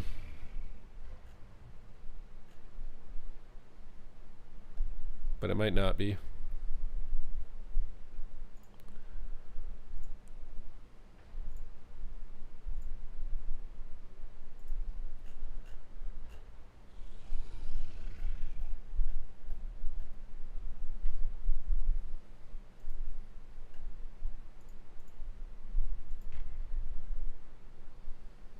I just queued into 2 DHs on Holy DK. What is a Shadow Priest? If you're a warrior, you're probably pretty happy about that lobby, I think.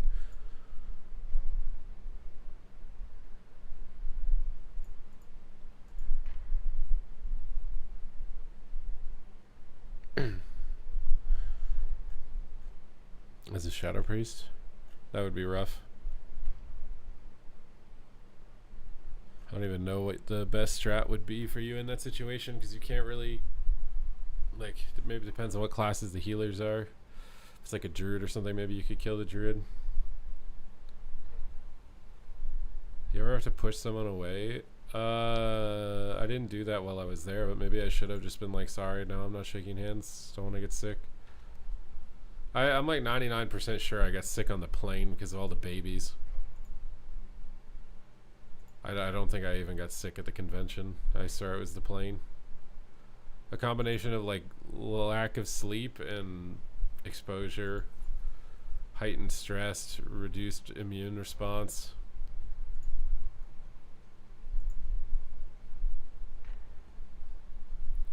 Do you prefer people watching? I don't even know, to be honest. I literally don't know. I think the difference that it makes is very negligible. I would say that like giving me like donations and stuff, it's better to do through PayPal than any other platform. And if you were to like give subs or whatever, then Twitch is better than YouTube right now. But if you're just watching and you're not giving any money, I don't even know. It might have a significant impact, but you would have to scale it up. Like, I don't get enough viewers to be able to tell you exactly what happens if 5 people are watching me on YouTube instead of Twitch, for example. I have no idea how to tell that metric.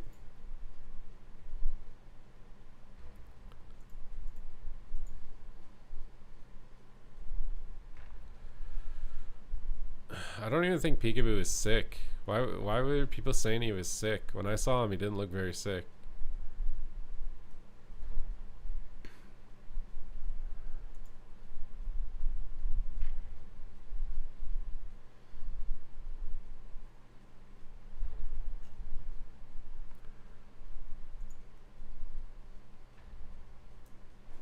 I mean, I can't tell you if it generates more or less because, like, my YouTube viewership is lower. So obviously it generates less revenue because it's lower.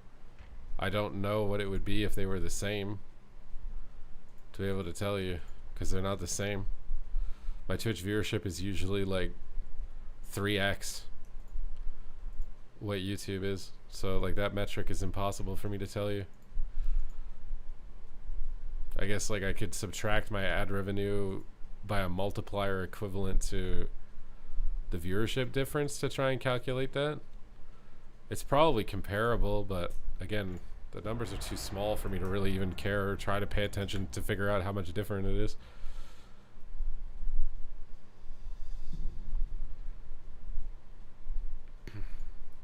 What's up, Alphin? I do wish that like the commentating actually like translated into boosting my stream popularity. It's really depressing. I feel like as a player, if you do really well, the tournaments amplify your stream a lot. But as a commentator, it literally just hurts my stream. No one cares. Viewership just goes down. Do the tournament, my stream hurts, and that's it. That's all that happens.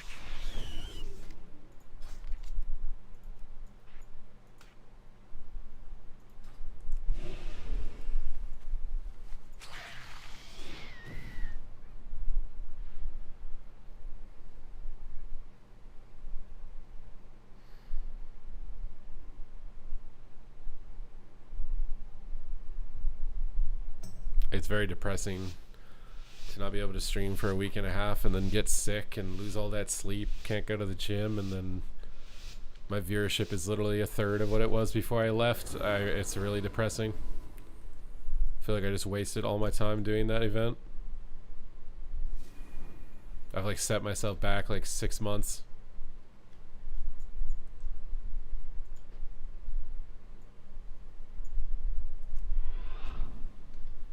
I had to just CC the marksman hunter like immediately.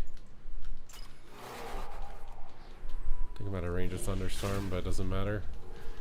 Skin this.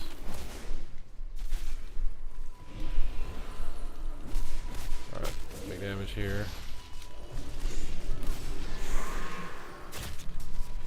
Well, sadly, your popularity is based on how many big streamers are interacting with your content. And then if no big streamers are interacting with your content, your viewership stagnates wherever it is. You need like a viral moment where Asmongold watches a clip of you or whatever, and then your viewership will spike temporarily so long as they keep interacting with your content. And then your viewership will just stagger, it'll just plateau after people stop watching it. So they're just a contest to get the attention of the biggest streamers to react to your videos. For growth. Disarm him. Beams. I'm gonna skin this. Rapid fire double tap. I'll finish this guy. Just need to focus on marksman. Viewer RBGs. That would be the lowest viewership thing I could do. I think viewer 2s is not necessarily a bad idea, but there's no one that wants to watch me do 1200 rated regular rated BGs. There's no shot.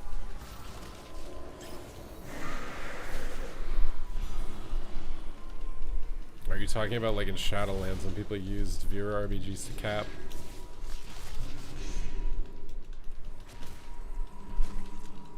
Rock his heal. Can't fake anything. Shoot all of his pets and move away. I'll take a bit of damage here. Shadow meld that. Oh, I canceled it to kick me.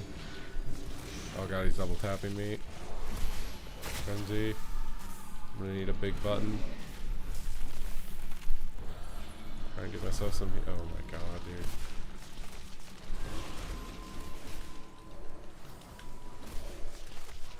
get some damage here. Disarm him. So we can kill him in the coils. Hit whatever I can. Hit the guy that's stunned. We're so sad. I wish the other guy got stunned. Can't get the grounding. Take a kick. Find his aim shots. Okay, I'm gonna stun the other hunter who's not stunned yet. Disarm him. He dispels. We beam him. Finish. Oh my god, he didn't die.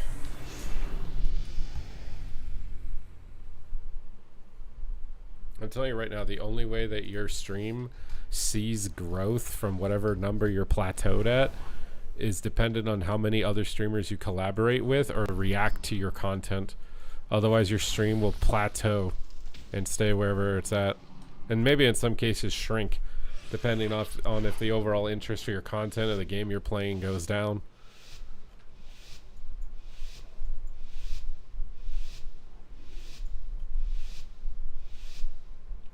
Like I've been hyper vigilant at observing streamers and patterns and trying to see what works and doesn't work for growth, and that's the main thing, the main driving thing I've seen so far for significant growth as a streamer, is whether or not the biggest streamers are watching your clips and videos and reacting to you.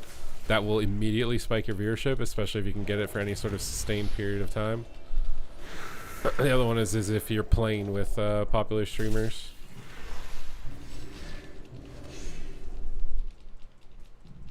Otherwise, your viewership will plateau and stay in one spot. If you're a 1K Andy, you'll just be a 1K Andy forever.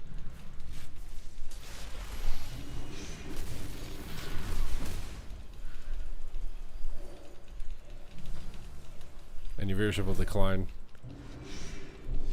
How did Kai go from 0? I didn't watch him like before he was massive. I'm paying attention to streamers who were like started out like me in WoW and what they've done.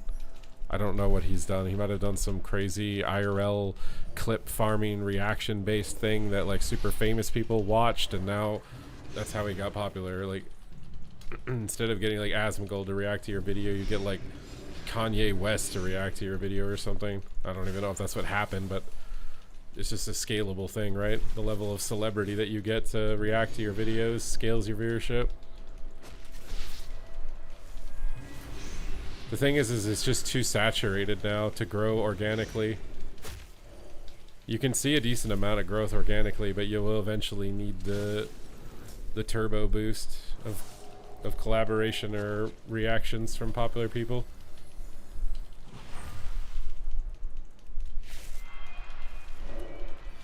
Oh, please, man. God.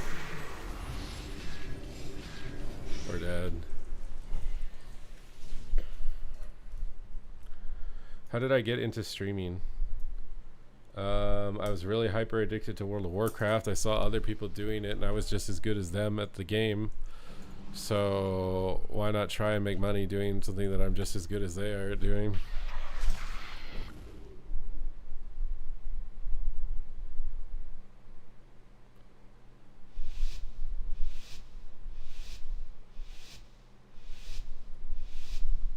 You can do threes with other streamers, yes. Like, I mean, look at all my mop content, bro. I played with, well, who did I play with back then? Mop, like, play with a bunch of people. My viewership was way higher when I did that. I think solo shuffle is only good when you're low rated for padding your viewership, because low rated players will come watch your stream to stream snipe you and see what you say about how they played. But once you get high rating, the players don't care that much. Or it's like a very small amount of insecure players at high rating that'll like go in your stream and listen to what you're saying while you're playing. But at low rating, especially if you have any sort of notoriety at all, shuffle can actually increase your viewership. But my druid's in an MMR range where I think less and less people are opening my stream. Oh, I wouldn't doubt that at least some of them are, but it's significantly less overall.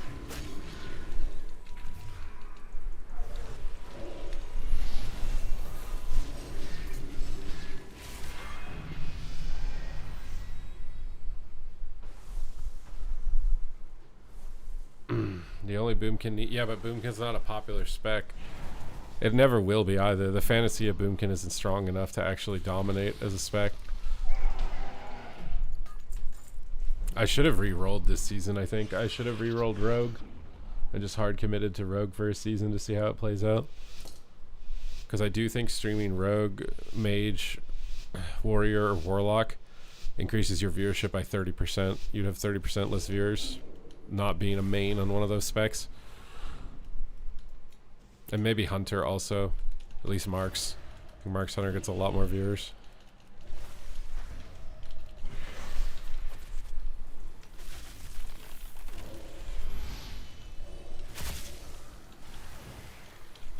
It's like playing fucking Heimerdinger in League of Legends, right? Would you watch a Heimerdinger main over like an Ahri main or something? Might have some, but it's way less because no one plays Heimerdinger.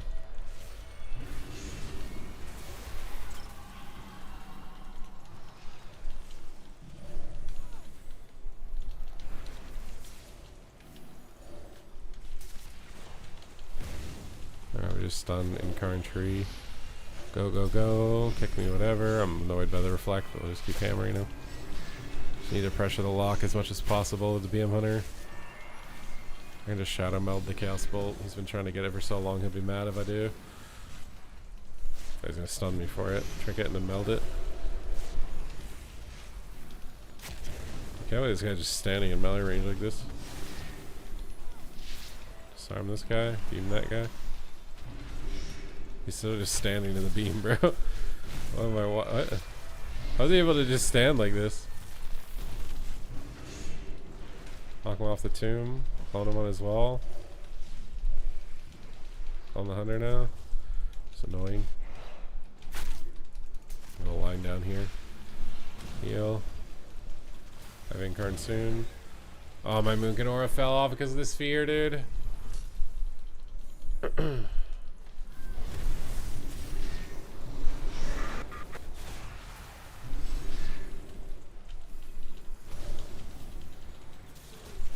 Me from this guy. He's just dead. Heart of the Wild, disarm. Get in Heart of the Wild. Lock everything. Group beam. Gotta win right now.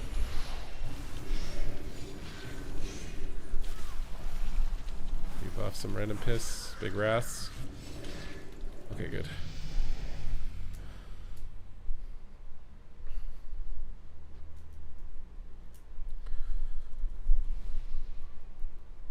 Wonder if they would remove interrupts from the game for a week, how the game would feel.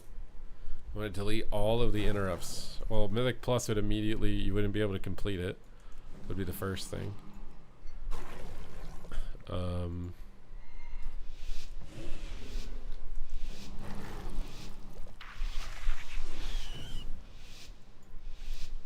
Probably most raid bosses wouldn't be completable either with no interrupts.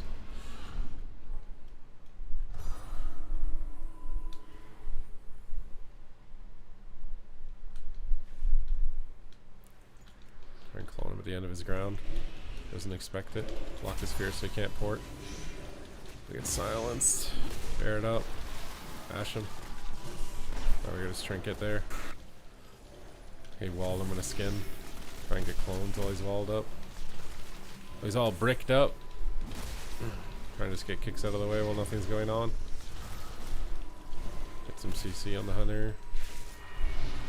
I got position to clone out of the trap. Alright, we got through all the kicks. Typhoon is seduce. Pulls me. Bolt. No skin.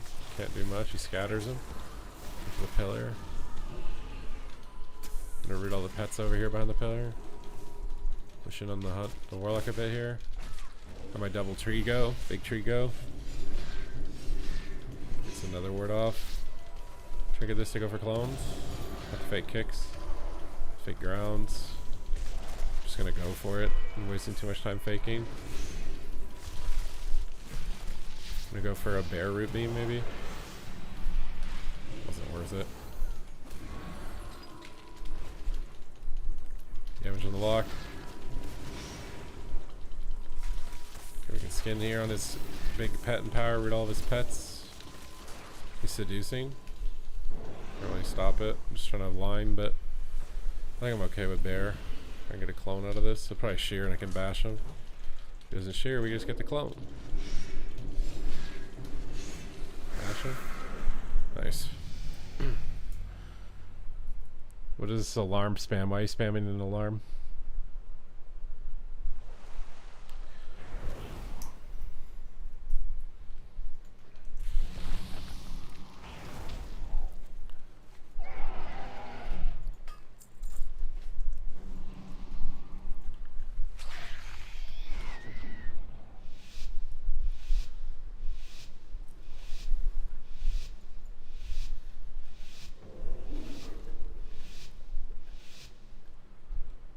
How much hate? Like 40% or something?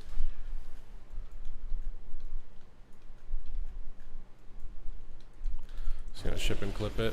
He's not playing Seduce, or he's playing Seduce again, so he can't counterspell. We got big damage on him. With all the pets. Just do damage, wait for the angel to be over. Try and get kicks. Or CC on anything that we can. Sprint us all. He's coming in for a fear. Sneak around the corner and stun the lock. Even the corner here and go for a clone. Big trees on him. Big go. Oh my god, just scatter. Big go. Get silenced. Just bear form and wait for it. Clone hunter. Kick. Okay, I got all their CCs out of the way. I just love every CC on me every game, dude. Clone hunter. Shout him out bolt. Clone hunter again. Clone hunter again. Clone priest. Has a ward. Trinket this. Clone priest. Fades it. Oh, I died of bolts here. No. Frenzy. Lock his bolt. Rebuff. Also, we should probably kill this succubus. It's really low right now. God, the knock. It's like so low, dude. Okay, pet dead. See if he notices. If he doesn't notice, we're gonna win. I don't think he noticed. He noticed. We got wall. Kinda scary. Chaos Bolt dead. Clone him. Seduce. Typhoon it. It's just immune for some reason in the wall. Getting silenced. For a root beam on the priest. Oh my god, I love every CC enemy, dude. Go ham on him.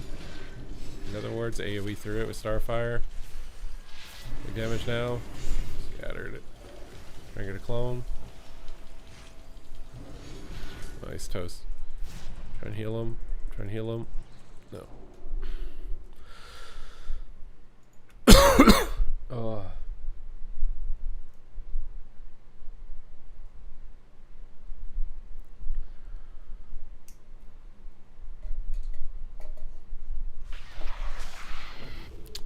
What is the best way to boost a streamer for viewership? I mean, I think on YouTube, just typing messages. I think chat engagement does do a bit to help. I think also possibly linking the stream to other people. I can't see that being bad. Like if you had no money, the best way to support a streamer, making sure that it's not muted like in the background, because I think that actually doesn't help. It used to help. I don't think it helps anymore. Occasionally typing something in the chat I think does help, and linking it to other people does help.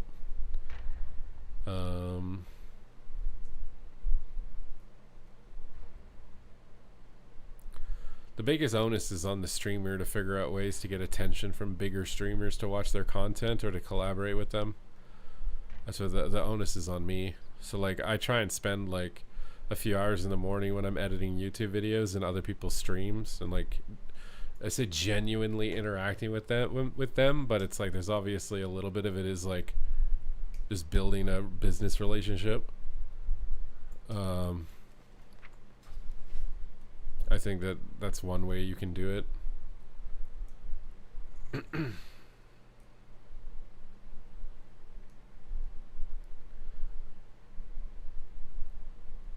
Best Warlock spec for solo shuffle. Probably Demo or AF.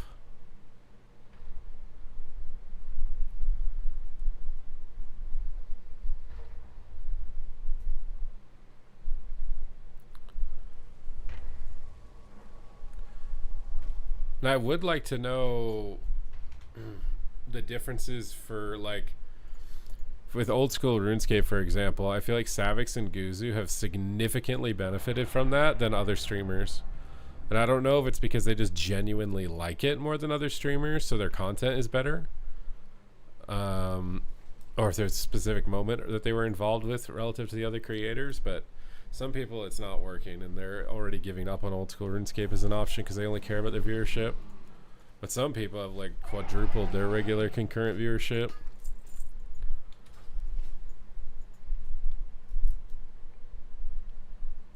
Marksman Hunter is the best lock spec. True. Not wrong. Not wrong.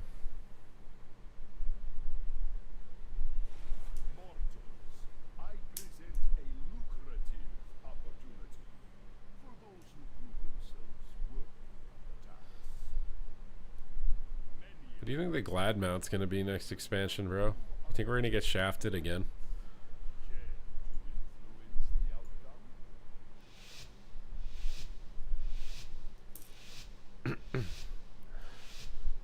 If you're struggling to keep up on damage, just play a ret.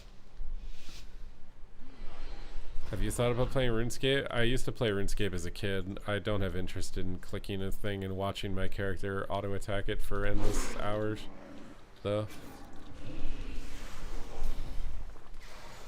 Bear the Hodge, Arcane Surge, just skin it. He didn't touch the Magi me. Maybe I shouldn't have done that. Have to wait and see how it plays out here. We should just attack Ret and run away, though. Hit Mage when we can't attack the Ret. I don't know what these Ring of Frost are, but I guess he's Demo. It wouldn't be that bad if he hit the pets like that. He's just AFKing on my end card. I think he still has Touch of the Magi. They actually got my auto proc.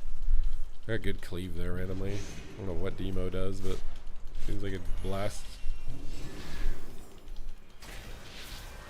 Okay, DBs. Bear and bash the Ret. There's the Touch of the Magi.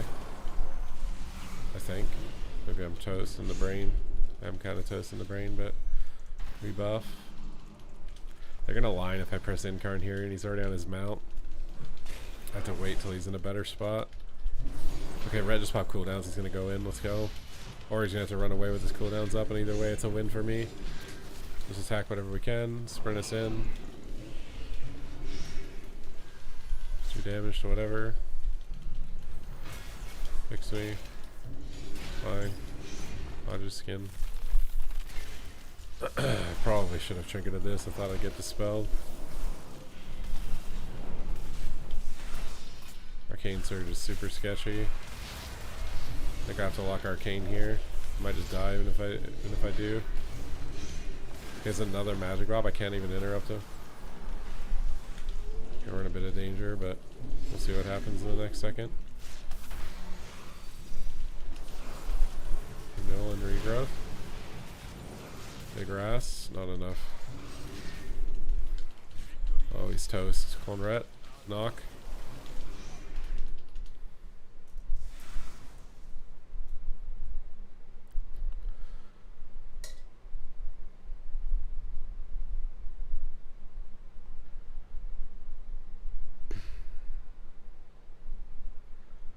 Yeah, I mean, that's what I'm saying. Some people, when they switch to a game, it really benefited them and they stuck with it. It's very few people that I've seen that work in the long term. Usually you have to like switch games around. But I think the reason that happened to Stoops is because he got all the Asmongold reactions, because Asmongold still kind of cared about WoW. So if you were making videos about WoW at that time, about how bad it was, Asmongold would watch your videos, and that's really the most important thing. So either you get a clip that's so viral everyone watches it, or you get a clip that Asmongold personally cares about, or Soda Poppin' cares about. I mean, I even saw my viewership increase for like one day when I was here before Gamescom, because Peekaboo watched a clip of me making an face or something, and I saw my viewership went up like 75 concurrent for a day off Peekaboo watching one clip from my stream. So like, it matters so much. Although I will say your ability to hold on to that viewership long term, it either is dependent on you consistently having clips or something else. a genuine reason to stay in your stream long term. Incarn, Rast.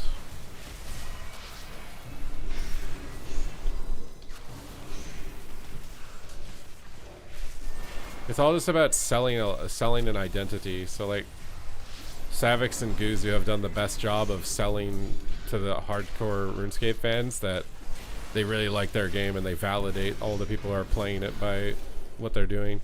Everybody else that's doing it is doing a poorer job of that. They're not validating the old school RuneScape players enough.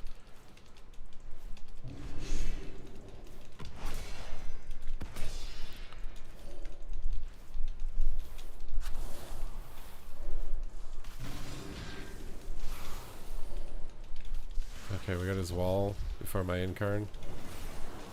Clone his wings. Block his arcane surge. Pop on him now. Big triple Rast surge cannon. Sprint in on top of him. Get the cleave going. Goddamn, didn't expect him to blink. Gen. To bash the ret, please, please, let me move, let me fucking move! Oh my god, he bubbled. Hellstone.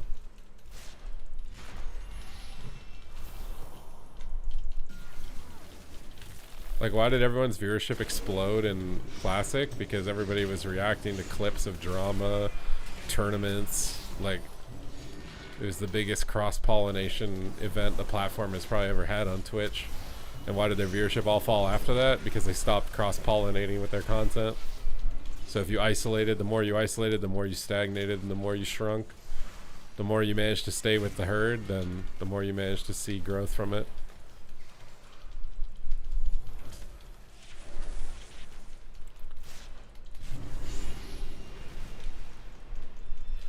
It's just based off of whoever can con excitement the most over the next thing that you're hopping over to. The only people that don't have to con it are people like Soda Pop, and they can just, if they don't like something, they just straight up, they're like, this is shit, I'm not playing this. But you have to be like that big already. And even that can sometimes stifle your growth if it's not actually true. If it's just your own opinion and it's not shared by the majority, it can sometimes stifle the growth.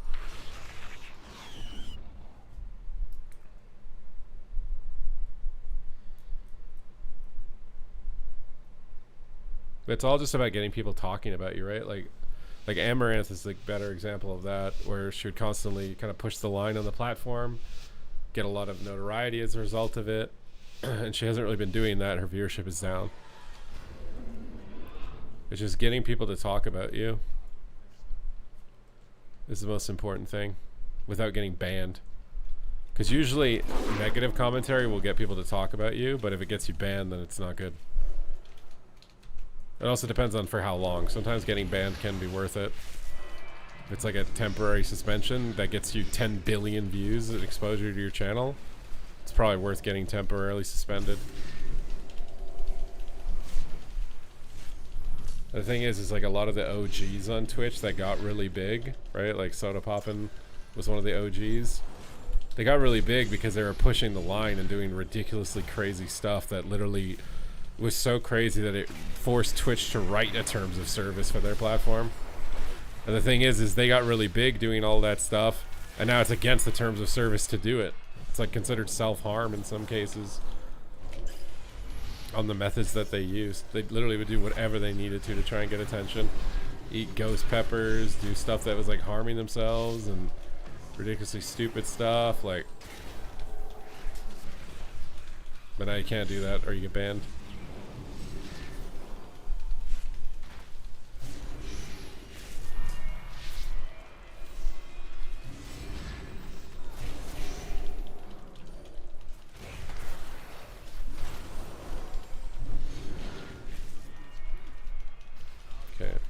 Bit scared right now. He's got a block that. Got bubble.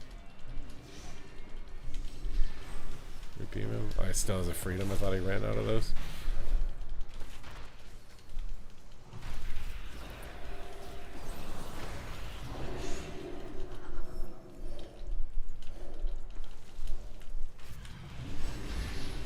On his pet. There's no way he kicks a clone on his pet, dude.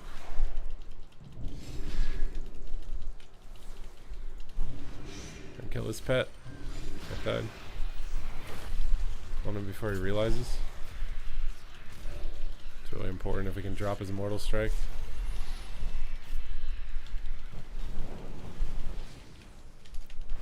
Just delaying his pet res as long as I can.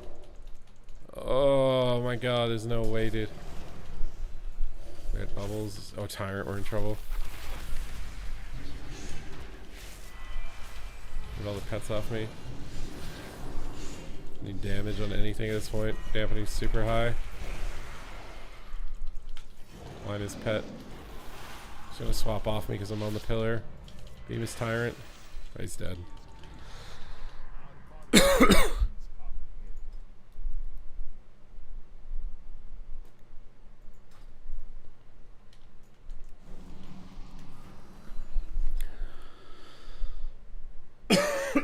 Oh my god.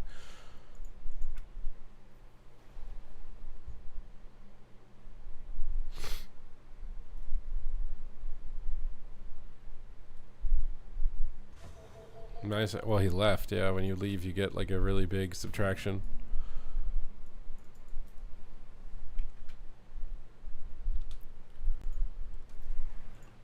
But you don't lose MMR, so it's in some cases it's almost better if you're gonna go 0-6 to just leave. You'll lose 200 CR, but your MMR stays the same, so then it's OP.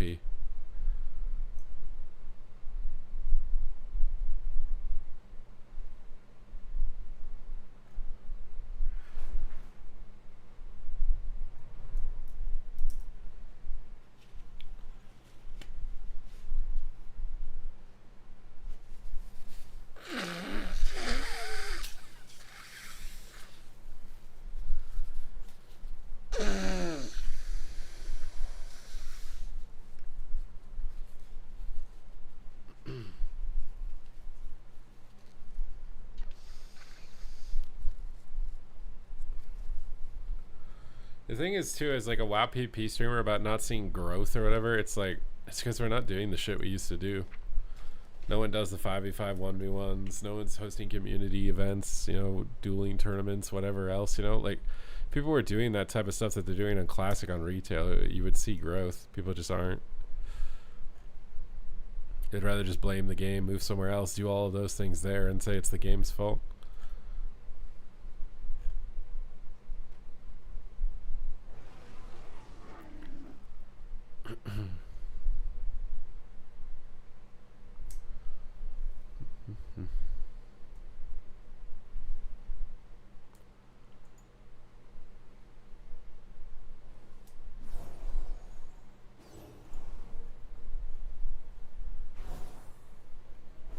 Also, like, having drama with someone can also increase your viewership. I wouldn't be surprised if, like, Asmongold and Hassan going back and forth with each other has increased their viewership by, like, 30 or 40%. Whether it's, like, hate watching or whatever else, or they found new people who agree with their point of view. I wouldn't be surprised if it's increased it by a lot. I think there's also like a fight right now between like Stay Safe and Zico. I wouldn't be surprised if that's increasing their viewership by like 30 to 40%. But again, I think Stay Safe just got banned, so it's like, I don't know if it's worth it if you get banned.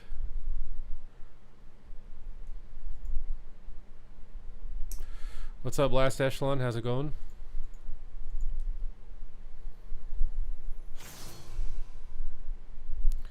Well, yeah, I mean, Woundman doing the oil thing was, again, it just got people to talk about him, right? Or it's like right now, we just play PvP and help people get better at PvP.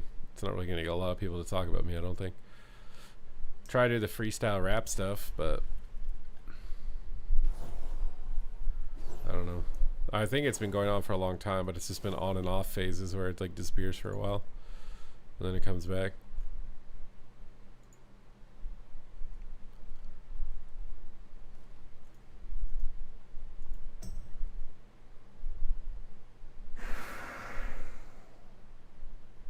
I remember when Jasmine used to watch the why stop playing WoW, why it's not fun anymore, and those guys suddenly got thousands of subscribers. Yeah, exactly.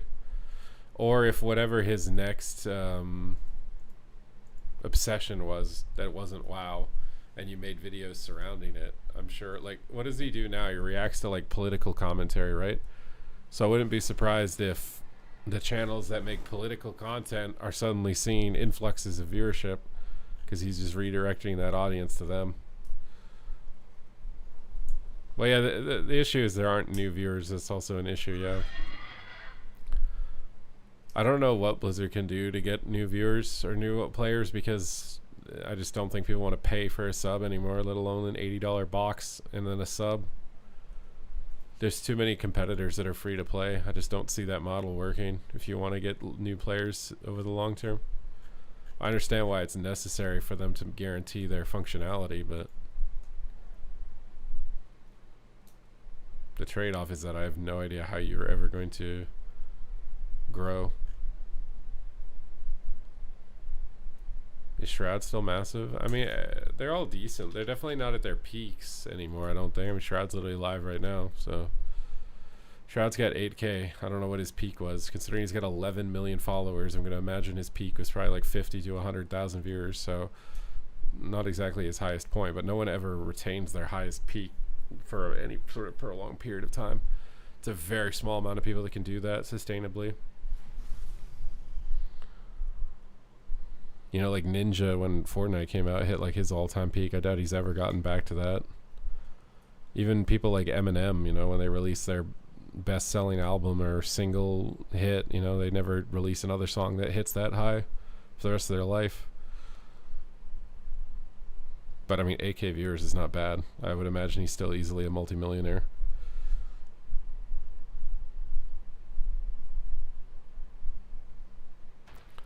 That's especially because I think he's just playing some random game. So 8K playing a random game is, you're easily still multi-millionaire status at that point.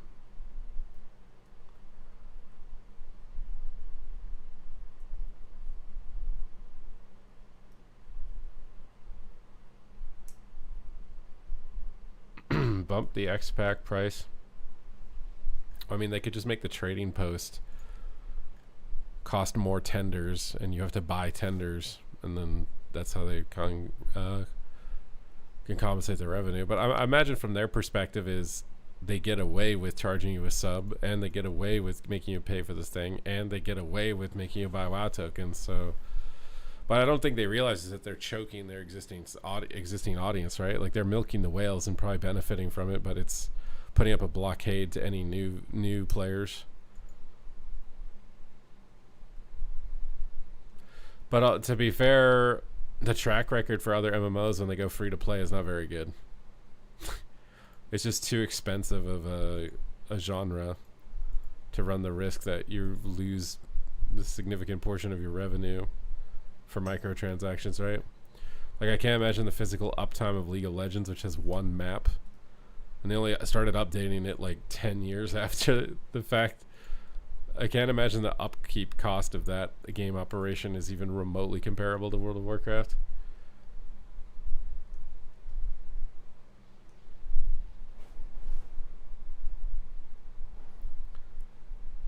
I have 6 friends right now that play WoW if it didn't have a sub. Yeah, and how much money would they make out of them if they didn't sub? That's the trade-off. That's the risk. I've seen everyone talking about K-pop Demon Hunters. I didn't watch it myself. I saw a TikTok saying that Sony owned the rights to K-pop Demon Hunters and they sold it to Netflix for $20 million. And now K-pop Demon Hunters is like the #2 most viewed thing on Netflix, making billions of dollars. And whoever made that contract with Sony to sell the rights to that, because they didn't think it would make any money. I think Sony finished producing that series or movie or whatever the hell it is, I don't even know, and they thought it wouldn't make any money, so they sold it to Netflix for 20 mil, and now it's just making a shit ton of money. Is that the new Demon Hunter spec? Where? You can't play the new Demon Hunter spec, bro. What are you talking about?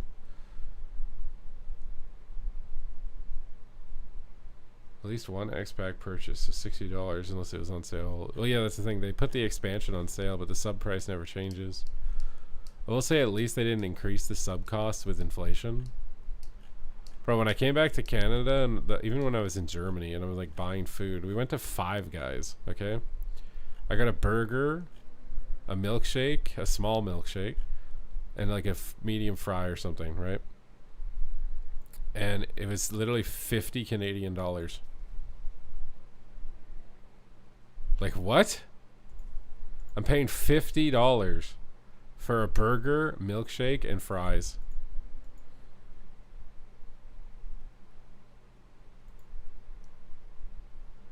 And then when I came home and I was in the Vancouver airport and I wanted to eat something, I went to like Triple O's. This is the only burger place in the terminal that I was at to get home. And I ordered the same thing. I ordered a burger, fries, and a milkshake. And it was $33 Canadian. So in Germany, Five Guys for whatever reason is $50. And Triple O's is like $33 in the airport.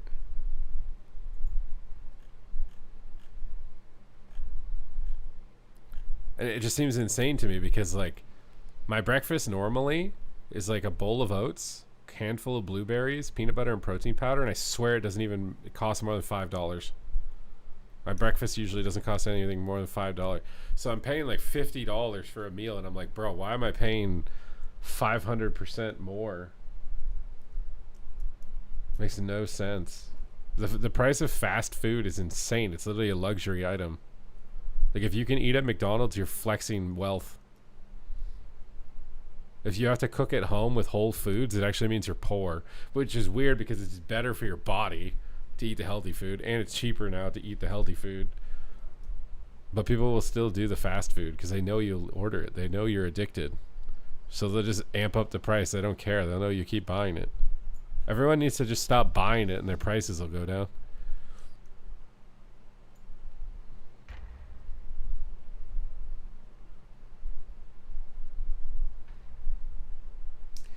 Well, we did a bunch of different places. I was somewhat lucky because breakfast was provided at the hotel and it was buffet style breakfast, so I literally ate like their entire container of eggs every morning. I swear I must have ate like 12 eggs for breakfast every day or something ridiculous.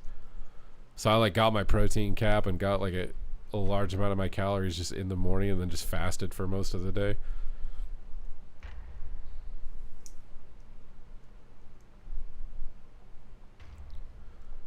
I was trying to calculate how long my trip was, you know, because like I left my hotel at 8 a.m.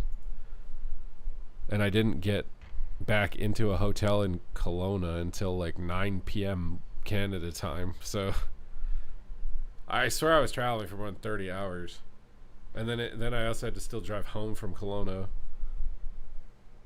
Did they pay all the expenses? I mean, it's different than it used to be.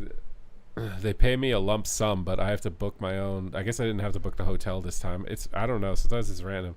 I've had some events for a long time. It was they just booked your flight for you, booked your hotel for you. They gave you taxis and maybe some meals on travel days and work days. Now, some events is like you have to book your own hotel, you have to book your own flight, you have to do your own food, you have to. I don't know. It's changed. I think their budget is significantly lower because that's the only thing that makes sense for why that changed so dramatically than how it used to be.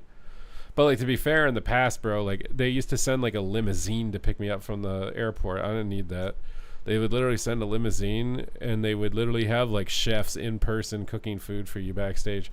We're not at that level of budget anymore. I can tell you that. Like I've been in esports for 10 years. I've seen esports when it was grassroots and you're literally losing money to run tournaments, to Blizzard is like sending you in limousines with like music popping in it and champagne and give you for infinite room service with a credit card on it. And I've seen it go from that to you have to book your own flight, book your own hotel, book your own food, book your own everything. Like, I don't know, bro. It's definitely a lot different.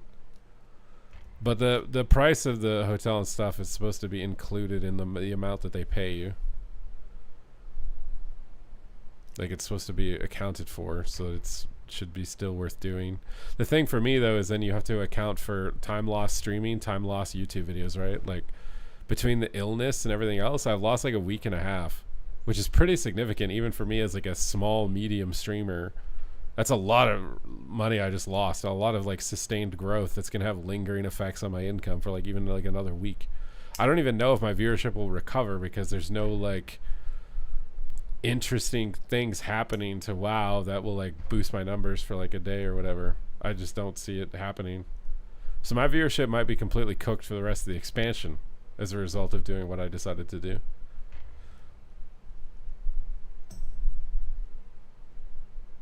Well, I mean, obviously World of Warcraft makes billions of dollars. They could put the money there if they want to, but if they want to try and min-max for shareholders, then they're going to min-max for shareholders, right? That's the reason. What is the reason? My viewership went down? Yeah, 100%. As like a small medium streamer, it's even more damaging if you leave for that long of a time. Sometimes it can be okay to take a day off and remind people of like, oh, I actually missed you while you were gone. Sometimes that's okay, but a week and a half is way too long as a small to medium streamer. You basically reset months of progress. And unless you get jump started by a big streamer like hosting you or playing with you or something like that, you will just take forever to grind back up.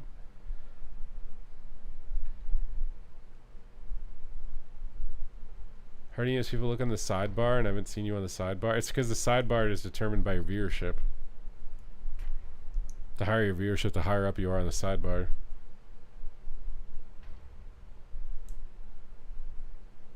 But I mean, going absent is really bad for overall momentum. I think like technically over the week I've made more money than what I would have made doing what I regularly do. But if we include the lost momentum and the sick days and extend that over a period of time, I might have just made the same amount of money. You know? It's like it was only like a week of Gamescom, but now with the extra days being sick, momentum streaming, that lingers for 2 more weeks. Like, might have just been the same amount or less. Because the other thing too is I got scammed a lot when I was in Germany. If I haven't clicked it in a week, it pushes you down the sidebar. True, maybe, I don't know. Yeah, I don't know. Peekaboo is playing retail again. Like I said, I think Peekaboo actually still likes the game, and he's not trying to just like BS to WoW retail haters to try and get viewers. So he'll intermittently come back when he's just bored or there's nothing else going on, I'm sure. But the other guys can't come back because they've built their entire identity on shitting on retail. So if they switch back to retail, they will lose viewers. They'll lose viewers, and I think they'll lose like reputation or whatever. I got scammed. Well, you go to a restaurant and I'll be like, I want tap water. Like free water. Like, why? I just want tap water. And then she'll come back with a bottle and open it and then be like, it's $10. I'm just like, bro, like what the fuck? Why are you charging me $10 for water when I said I want free water? It got to the point where I stopped ordering drinks. I just said nothing to drink. And I just get water later. It was so dumb. I probably lost like $30 or something in water costs because they just bring me some expensive water when I ask for free water. Vens do too. I don't know. It's probably just because not many people stream on YouTube relative to Twitch. Could be wrong about that number, but at least for WoW, I'd imagine it's not that many. So I got scammed on water. I got scammed at the currency conversion kiosk at the airport also. I didn't realize that those things are literally little scam huts. Should never use a currency conversion kiosk at an airport. I think I lost like $100 in conversion fees and commission that I had to pay to convert my money. So I think I probably like overall between like food being more expensive than where I live and like scams and shit that I didn't know about until after the fact, and I had to rebook a train ticket because it was going to be too close to missing my flight. I think it was like around $400. Literally just $400 in random shit that I didn't expect that I had to spend. Where did you ask for free? At restaurants and shit. I just feel like if they don't sell free water, they should tell you that instead of coming with a fucking bottle, opening it, and telling you to pay $10.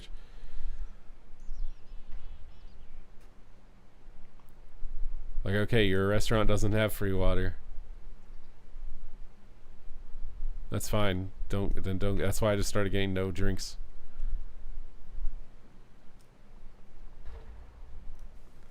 No drinks. Have you never traveled? I have traveled, but not in a very long time.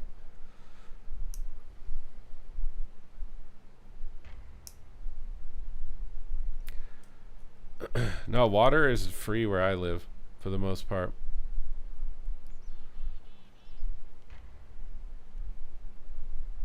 Water is free everywhere.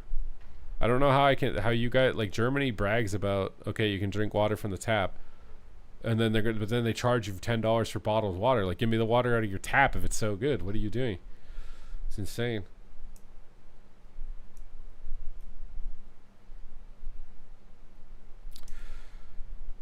What's up, Alex? I mean, I think I gotta be coming close to the end of this. I think if I can manage to get a good night's sleep tonight, that I'm not gonna be sick anymore.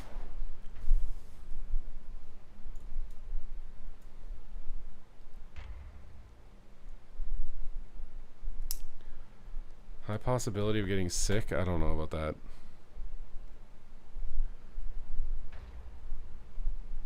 Yeah, I think you have a higher probability of just getting sick from anything because your immune system's fucked from lack of sleep, from jet lag and switching over and all this other stuff. You could get, it's just a heightened chance from any source. I would doubt that it's tap water related though, unless you're drinking somewhere where the tap water's not safe. It's against the law for any restaurant to not offer free water. That's what I'm saying. But I don't know if that's true in Germany or not. All I know is at Five Guys, also, I think I paid $5 for a bottle of water, or for a cup of water. The guy was literally like, do you want a bottle? And I was like, no, I just want a cup for water. And then he inputted on the machine soda, and it said $5. I remember that on the Five Guys receipt. And it was €5, so that was like $8. That's why my fucking Five Guys shit was like $50. Because he charged me €5 for a soda when I just wanted the water from the thing. Just the water from the machine is $8. Like, it's so dumb. It's so dumb.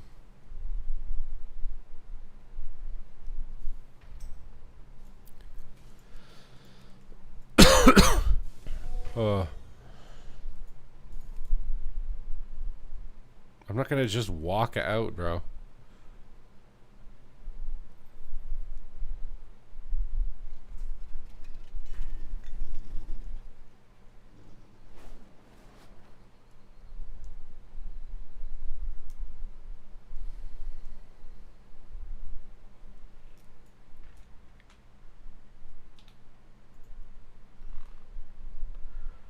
Why didn't you dispute? Because I'm Canadian, bro. I don't confront people.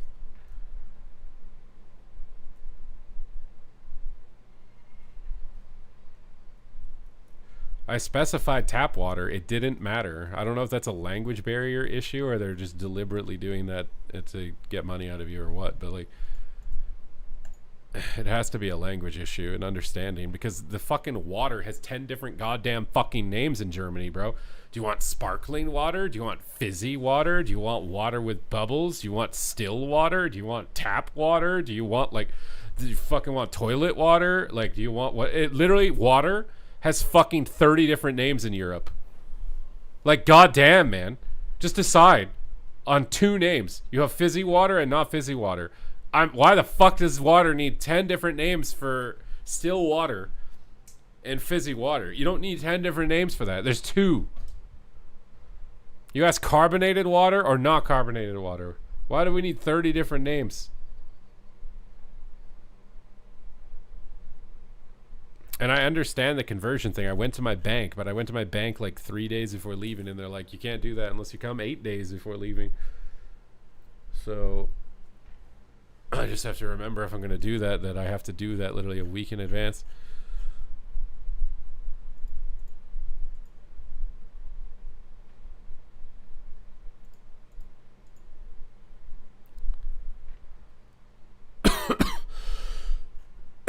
Oh my god. The funniest part too is I almost didn't go. I drove 3.5 hours to the airport, got there, and my layover in Vancouver was an hour and a half, and I was starting in Kelowna. This is an hour flight from Kelowna to Vancouver. And my flight got delayed by like a little bit over an hour. And I was panicking every time it got delayed by 20 minutes. Because my layover was only an hour and a half. And it says that the gate closes 30 minutes before your flight. So it really means I only have an hour to get to my gate to get to Germany. And if my flight gets delayed by an hour and it takes an hour to get there, then technically the gate should be closed and I shouldn't be able to make it. And everyone in the airport is not very helpful. I finally get through to somebody that organized my ticket and was like, what do I do? And they're like, you just try and make it.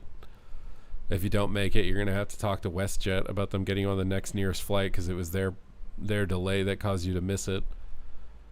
I was legit almost about to just call it and go home. I was like, I don't know how I feel about like missing my flight and then having to figure this all out.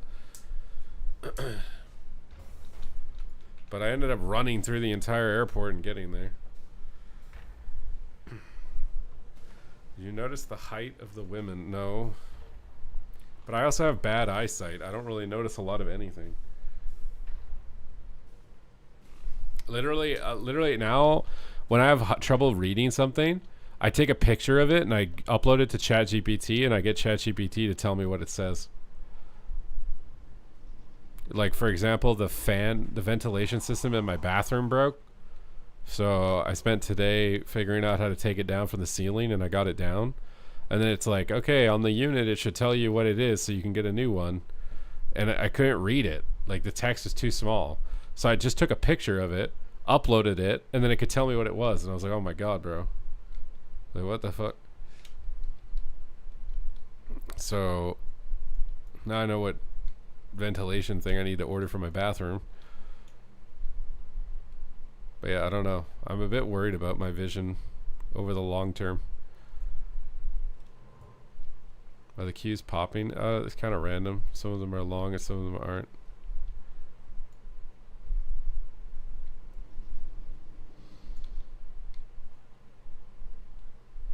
Where are you traveling from to New York? You should play Feral. Bro, I don't have gear for Boomkin. You think I can play Feral?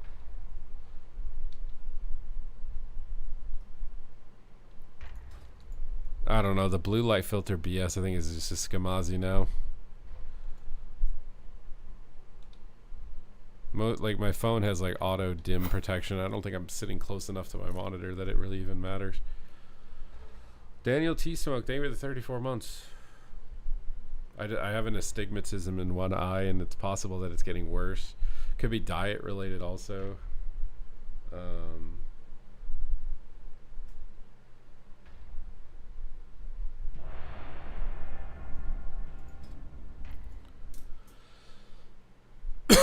Oh my God, dude.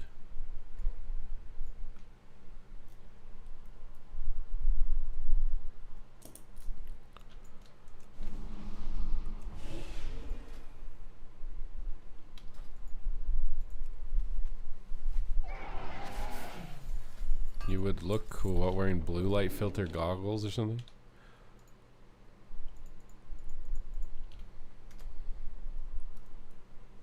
It's just really annoying that, like, if you want to try and benefit from what all these other streamers are doing where you're switching games, you basically have to abandon retail and become a retail hater. But then eventually, you know, when you switch to these other random games, there's going to be a dead point where there's nothing and your viewership will just drop. Even if you could go back to retail, you literally can't, because the only reason you built your audience is because you just hated retail and made videos hating retail. Or you have to play retail and stick with retail, and eventually retail goes to the window where it has less people. Why can't we just like all of the games? Why do we have to hate retail to be able to play other games, or hate everything else to be able to play retail? Why are people so psychologically fucking insane that they can't just be like, I like this and this is fun, I'm going to play this and I'll watch that? Everybody is so fucking stupid, it's insane. Like, the video game's not your girlfriend. It's not going to fix your life. It's not that important. Why are people so obsessed?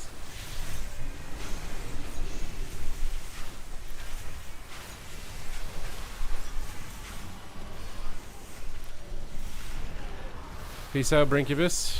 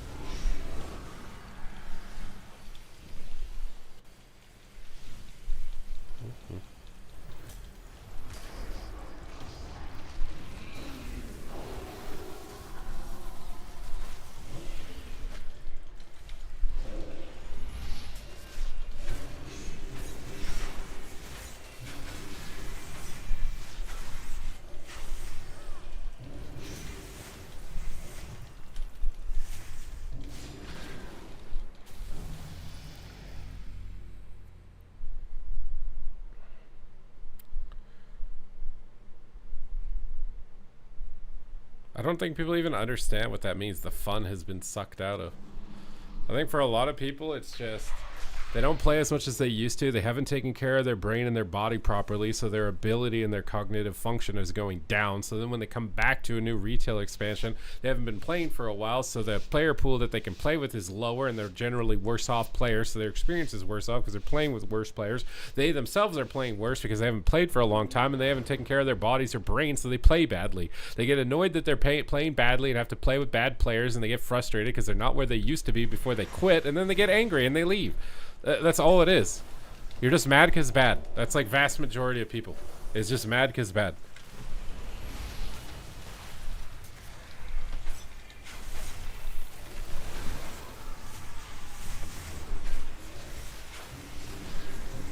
Like Asmongold hates retail because he's mad because bad.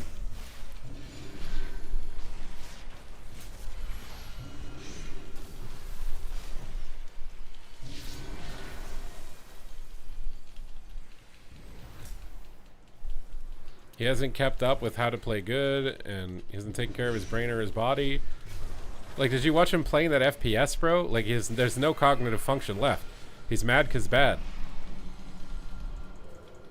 He's playing video games worse than, like, the frickin' whatever they're called, video game journalists or whatever that he used to laugh at and critique. He plays games worse than they do now. Like, what?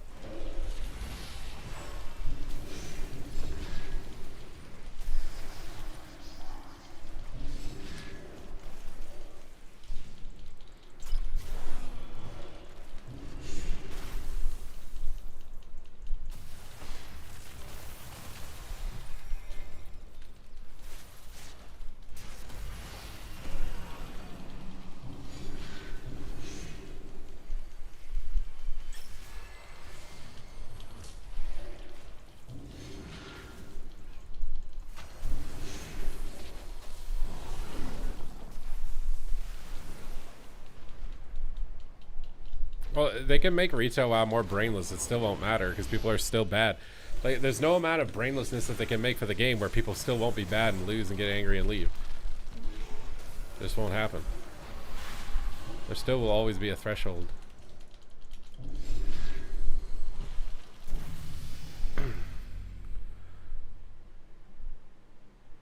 After the headbutt on the desk after Mage Tower, it was over.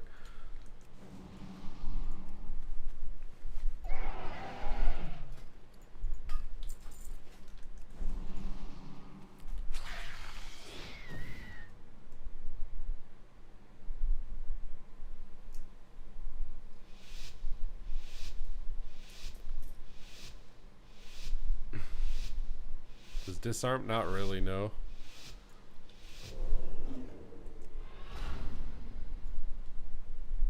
Double dragon or double druid.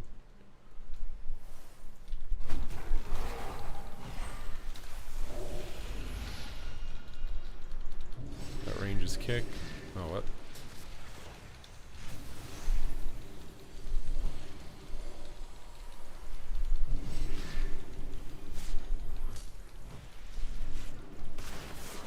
The Clone Wars have begun.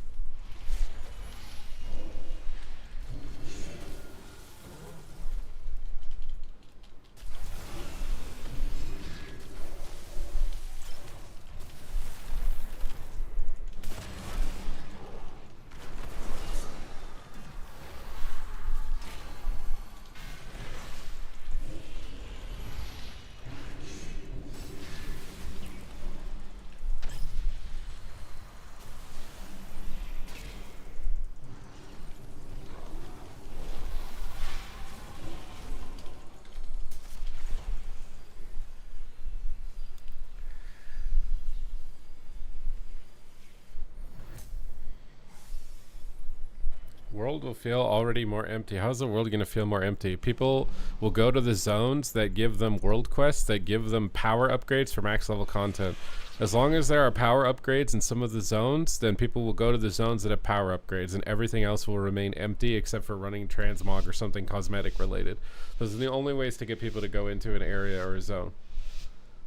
If anything, housing over the long term stands to have less people in it than anything else because it's not going to give power upgrades.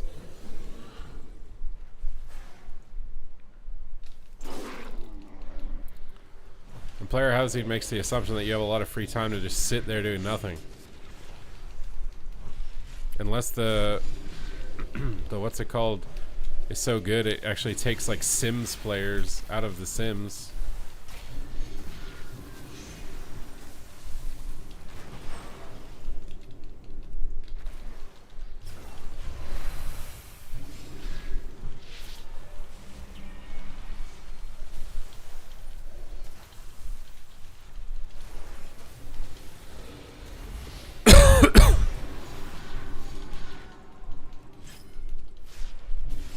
That battle was yeah, it wouldn't be. I don't like.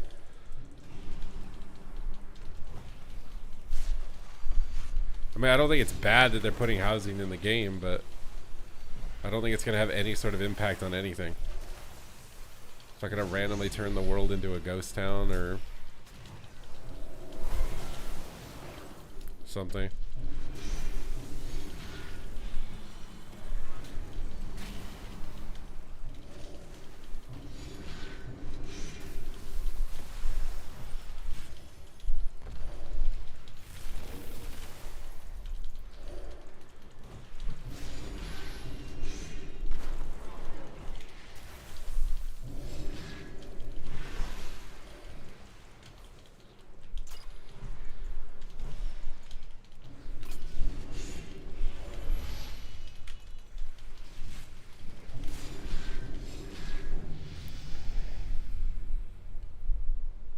Phases the feature the community was asking for years. I don't know. I'm sure there are people who want to do it, but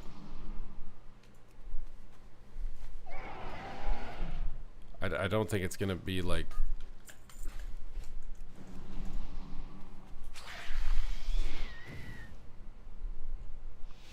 The difference between the garrison and the house is the house is a lot more customizable and it will interact with the neighborhood and the players in that neighborhood. But otherwise it is pretty much the same. Just here's an instance that you get.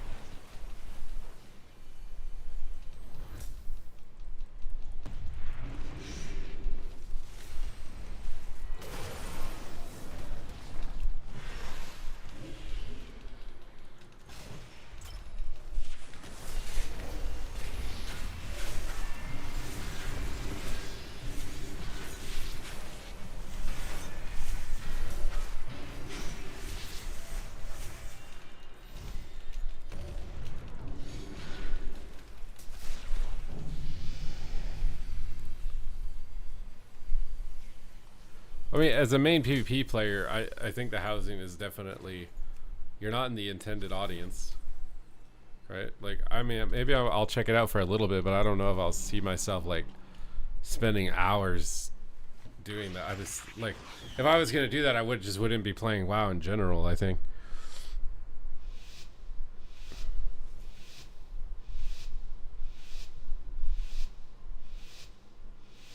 Maybe you can build like a Supatease community neighborhood. I don't know. I don't exactly understand the restrictions and limitations of how and who you can invite to your stuff.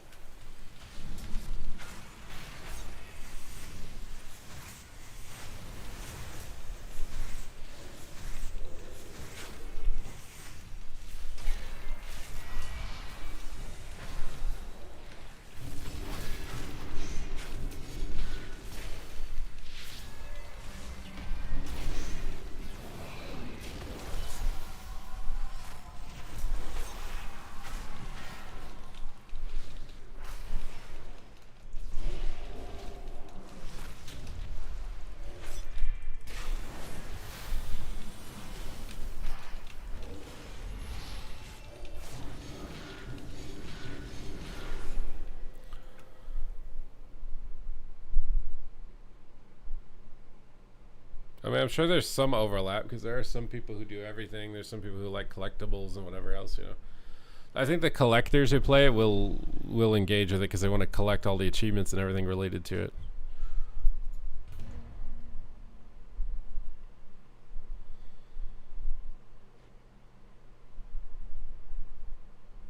I think the neighborhoods are limited. I don't remember how many people.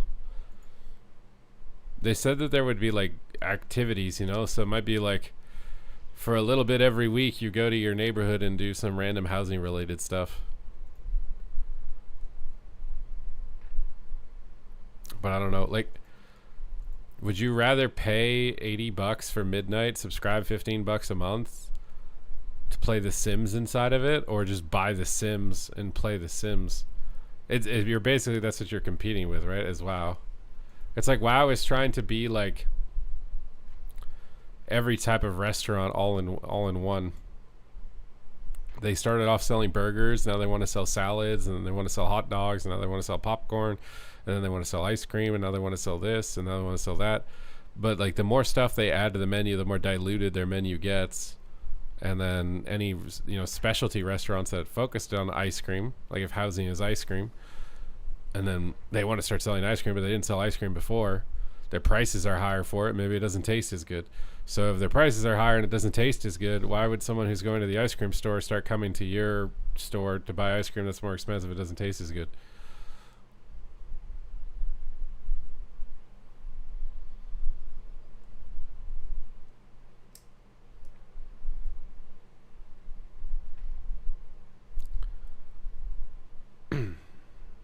Competing with Final Fantasy. Yeah, but how many people even in Final Fantasy engage in the player housing actively outside of like the novelty of when it came out, right?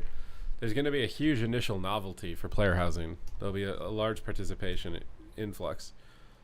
But then yeah, I don't see that being like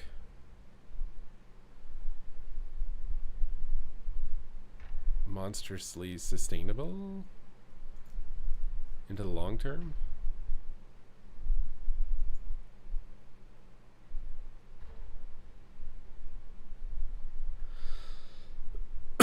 Oh my god.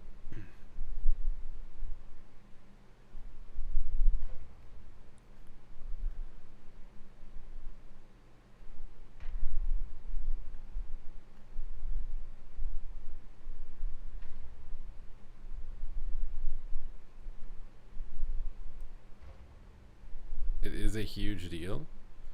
But I also think that Final Fantasy's audience is more RP heavy, right? Like they don't have a huge competitive end game player base. I feel like their game is more like Gaia Online, where it's just like forum posting and collectibles, which WoW has, but maybe it's bigger than the competitive field. But their competitive, I think WoW's competitive player base is much higher than Final Fantasy.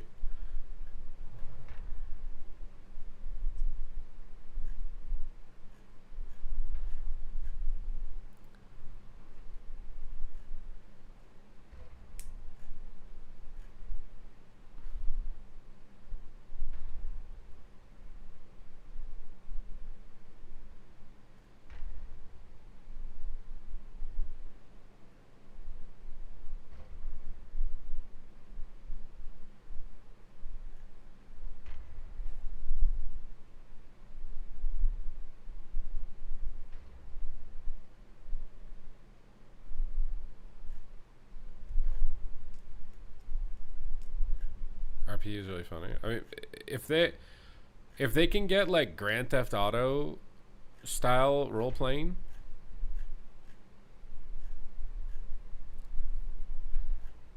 then maybe like people will just be like, well, we can get GTA.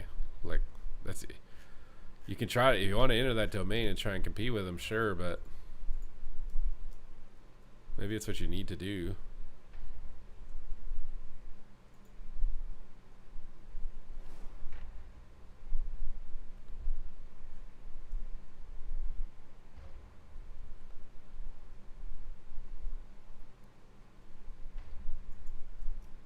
I mean, I'm sure EverQuest is still happening. I don't know if it's as, you know, massive as it was once before. I think what's crazy is I'm like in the Overwatch 2 stream section. I swear, like, WoW PvP, like, this isn't like, what is just going on? I feel like, again, competitive gaming is just going down because everyone's cognitive ability is declining. The majority of people who grew up playing these video games are millennials. They didn't take care of their brains. They're just destroying their brains with TikTok and taking cheap dopamine and smoking cigarettes, drinking alcohol, and not taking care of themselves. And they've got other responsibilities, and maybe they're giving up on life in general, and they don't care anymore about playing competitive in a video game. It's just like not an important thing to them. And then I don't know if the younger people just don't care, if they're just like, video games are a waste of time. So there's no new people to replace all of those millennials that are just in that boat and slowly drifting out of games.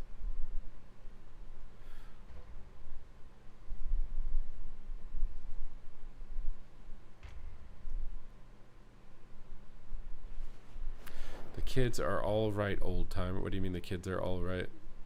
I've never talked about the kids. I'm talking about the games that the kids are not playing.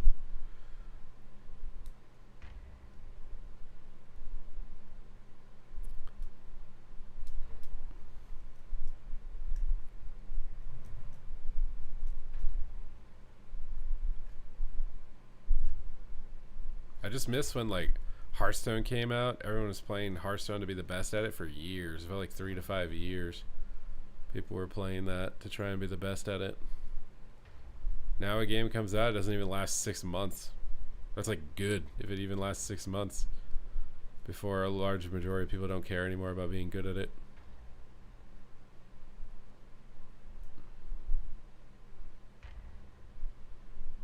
Both rock beat you a few times. Okay, I don't know what you're talking about.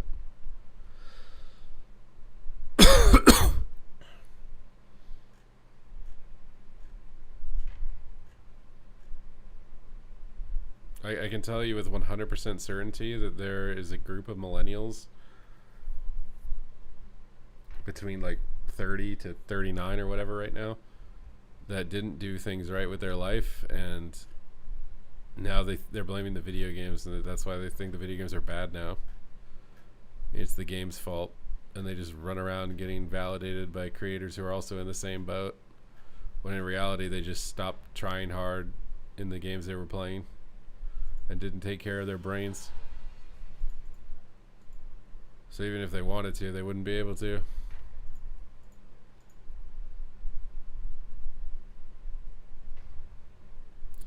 But what does burned one too many times even mean? Like, what did Marvel Rivals do to people that this suddenly everyone's left it?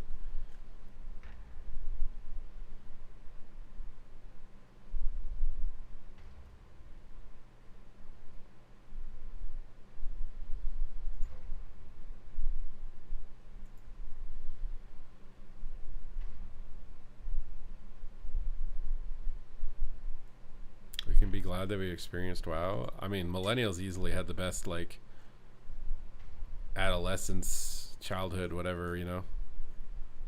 We had to experience a lot of good gaming eras and like pre-social media eras. Like our social media experience was mostly like adding friends from a vacation trip and talking to them for a little bit. It didn't evolve to what it is now.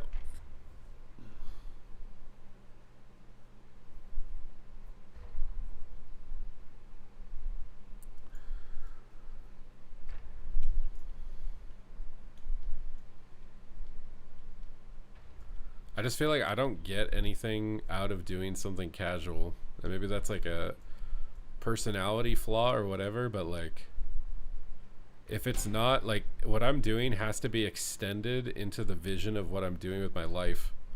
And if it's not, then I can't engage with it.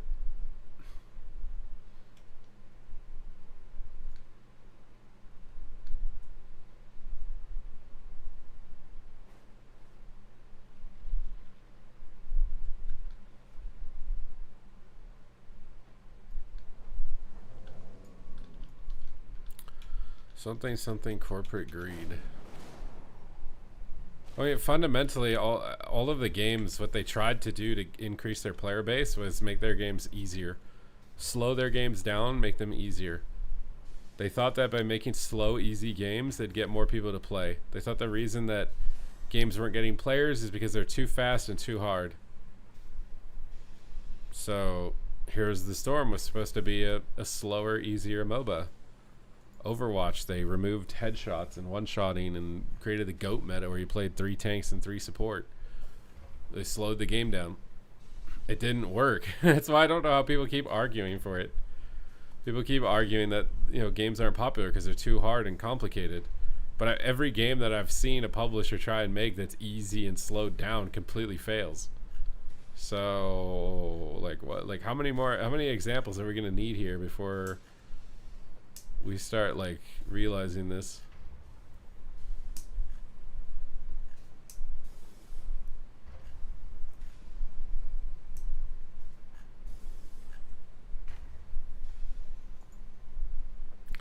I think there's a threshold that you don't want to pass. But even then, like, if you're a hard game, if you lean into that as your strength, like, yeah, this is a hard game. Don't play it if you don't want a hard game. Coward, right? Like, if you lean into it as a strength, it will make your game money. But if people are like, oh, your game's not popular because it's too hard, and you kind of like get insecure about it, and you're like, oh, you're right, our game is too hard, we need to make it simpler for you guys, I swear your game just eats itself. I swear. I'm trying to think of a game I've ever seen where the audience is telling you that it's not popular because it's too complicated or it's too difficult, and then that game listened and it actually worked. Would you join Warrior with your solo shuffle live? Someone gifted 5 subs for it, yeah.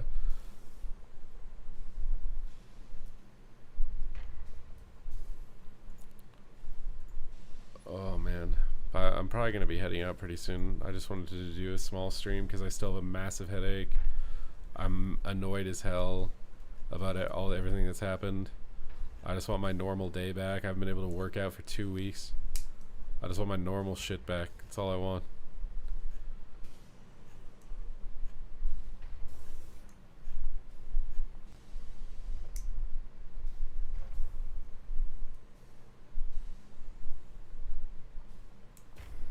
No war. I don't know what that means. War mode? Like world PvP? The hell is war? If you're not talking about warrior, I mean.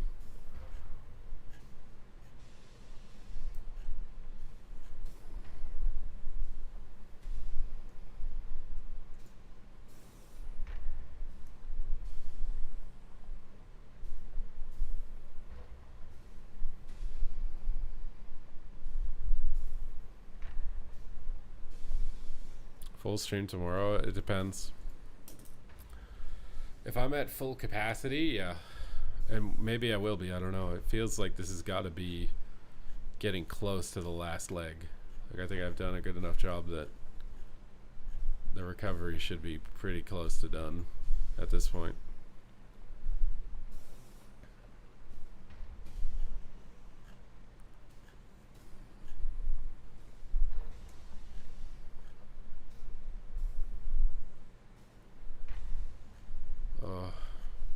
I think I might head out here.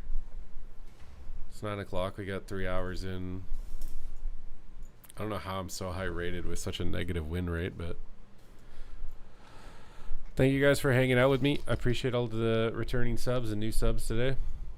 And hopefully my illness will go away, so I'll stop being emo and hating everything. And until then, I hope you guys have a good night, and I will see you later.